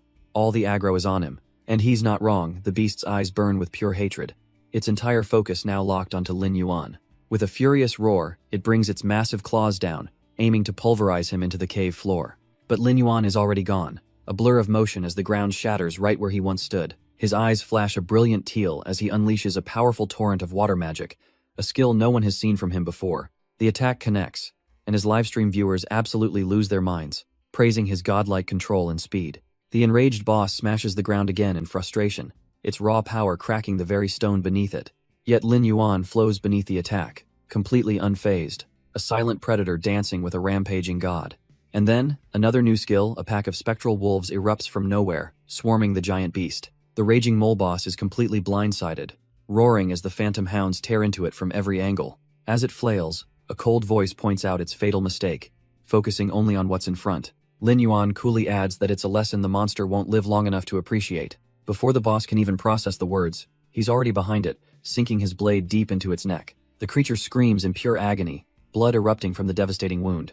But Lin Yuan gives it no quarter, leaping high into the air for a final, decisive strike. His sword plunges straight down, piercing the monster's skull with brutal, unforgiving force. He lands with an almost casual grace, his expression utterly calm and in control. A faint, chilling smirk plays on his lips as he prepares to deliver the final blow. With a final, devastating slash, he drives his blade straight through the monster's skull. The raging mole boss dissolves, leaving behind a shower of loot and a satisfying level-up notification. He scores a new silver-grade dagger and some boots, both boosting his already insane agility. But his victory attracts unwanted attention. A priest rushes over, completely starstruck by his legendary skill. Lin Yuan has no time for fans and tries to brush him off, but the man is annoyingly persistent. Suddenly, a fireball comes screaming out of the darkness, aimed right for them. Without even flinching, Lin Yuan unleashes a blindingly fast counter-slash. His blade cuts through the air, effortlessly deflecting the magical projectile. But the priest just smirks. It was all a setup, a lure to draw him into an ambush. From the shadows, a whole party emerges, led by a man who promises to test if the priest can recognize him as Ash. This is the Rage Guild, and they're here to defend the honor of their leader, the so-called Raging God. Lin Yuan is practically bored, thinking they've just handed him a perfect excuse to go all out, and the system agrees. The priest suddenly gets uncomfortably close, raising his staff with a dramatic flair. He starts monologuing about bonds and massacre, but Lin Yuan just wonders who this weirdo is, and tells him to move. Their leader, Noyan, steps up with a smug grin, ready to lecture Lin Yuan on the might of his guild. But before he can even finish his sentence, Lin Yuan's hand is already a blur. A sharp crack echoes through the cave as Noyan is sent spinning through the air from a vicious backhand. He crashes to the ground as the livestream chat absolutely explodes with disbelief and mockery. Noyan clutches his face, utterly humiliated that some guildless nobody dared to strike him. Seething with pure rage, he screams at his guildmates to finish him off. With the order given, the Rage Guild members surge forward in a coordinated assault. They're screaming with confidence, absolutely certain that their numbers will overwhelm him. But Lin Yuan just scoffs at their simple formation and decides to target their backline first. He activates his stealth skill, vanishing into thin air and leaving the frontliners swinging at nothing. The guild members panic, shouting for their mages to cast a dispel spell immediately. But their casting time is a death sentence. A chilling voice whispers from behind them that it's too late. Before they can even process the shock, he's already behind them, a blur of deadly intent. Another member tries to rally the troops, foolishly assuming Lin Yuan must be out of health and mana. Spurred on by the promise of a massive reward, the entire mob charges forward for the kill. But their reckless charge is met with a whirlwind of steel, as fireballs rain down from their own mages. Lin Yuan remains completely unfazed, noting how the narrow tunnels make it easy to wipe them out. He calmly eyes the incoming spells, not even bothering to dodge. The guild members mock him from a distance, sarcastically wishing him luck against their pincer attack. A massive explosion engulfs the area, kicking up a huge cloud of dust and smoke. When the view clears, they see him fleeing into a nearby cavern, convinced he's exhausted. "Don't let him escape," they roar, greedily giving chase into the dark tunnel. One of the pursuers smirks, thinking he's cornered his prey, only to find Lin Yuan waiting for him on the ceiling. The hunter's smug grin instantly vanishes as he realizes the fish he was about to catch was actually the bait. With a vicious stomp, Lin Yuan crashes down from above, shattering the man's chest plate. The guild member lets out a strangled cry, his face contorted in agony. He's sent flying like a ragdoll, tumbling helplessly across the cavern floor. Picking himself up, he has the audacity to call the surprise attack despicable. But Lin Yuan is already on him, grabbing a fistful of hair and pressing a cold blade to his throat. The tough guy act shatters instantly as he screams for his allies to come save him. Lin Yuan leans in close, whispering that his friends won't be coming back. Just then, the reinforcements arrive, only to see the glowing corpses of their comrades ahead. A system alert flashes as a storm of teal energy erupts, consuming the entire cavern. Noyan can only scream in disbelief, demanding to know what Lin Yuan has done to his guild. With a cold smirk, Lin Yuan tells him to go ask his fallen comrades himself. One clean strike ends it, a move so decisive the entire stream erupts, calling Noyan a fool. The guild leader shatters into particles of light, his ambush ending in his own pathetic demise. And what a bonus, a gold tier weapon drops, complete with a lifesteal skill. He has to grab it and go. With the dungeon cleared, Lin Yuan makes his way to the local blacksmith's forge. The craftsman, thoroughly impressed by the ores, takes back his earlier words and offers his friendship. Now, for the loot, selling off an entire guild's worth of gear will be profitable, but tricky. But that's a side quest. His real goal is to hunt down his first follower using the clues he's gathered. He recalls a follower from his past life who controlled snakes, realizing the sewers hold the key. Without hesitation, Lin Yuan descends into the dark, sprawling network of pipes beneath the city. The official quest is just a cover. His real goal is the hidden dungeon he knows is lurking here. This dungeon drops a rare, permanent stat-boosting item, and he has to claim it before word gets out. He navigates the familiar layout, searching for the one room that will lead him to the entrance. A glint of recognition in his eyes, he's found it. Suddenly, the water erupts in a violent explosion of force. He's thrown back, completely caught off guard. The snakes here are far larger than he remembers. A colossal armored beast emerges. The level 60 underworld king serpent, a monster he never expected to see. He can't believe it. This is a creation of the Serpentman, but its level is absurdly high for this area. No time to think. He immediately activates stealth, knowing a death here would be a catastrophic loss. But against a field boss of this caliber, his signature skill is completely useless. With his cover blown, he switches tactics, deciding to use the tight terrain to his advantage. He dashes along the massive stone walls, putting as much distance as he can between himself and the beast. But the serpent is terrifyingly fast, its colossal fangs lunging to snap him out of the air. He narrowly evades being swallowed whole, realizing he can't possibly block a direct hit. The sheer force of the attack sends him hurtling backward through the cavern. Yet even while tumbling, Lin Yuan is already launching his counter, a spectral beast of green energy roaring to life. He decides to fight magic with magic, summoning a massive thunder scorpion to buy some time. A smirk crosses his face. He's certain this powerful summon can handle the serpent. The scorpion clashes with the colossal beast, a storm of energy erupting from the impact. But his confidence is shattered in an instant, as the serpent effortlessly tears through his magical construct. He pants, catching his breath, realizing the sheer, overwhelming difference in power. The underworld king serpent comes crashing down, its immense body shaking the entire cavern. Lin Yuan dives out of the way, just as the ground where he stood is completely pulverized. He lands, his eyes burning with a cold, red light, his focus now absolute.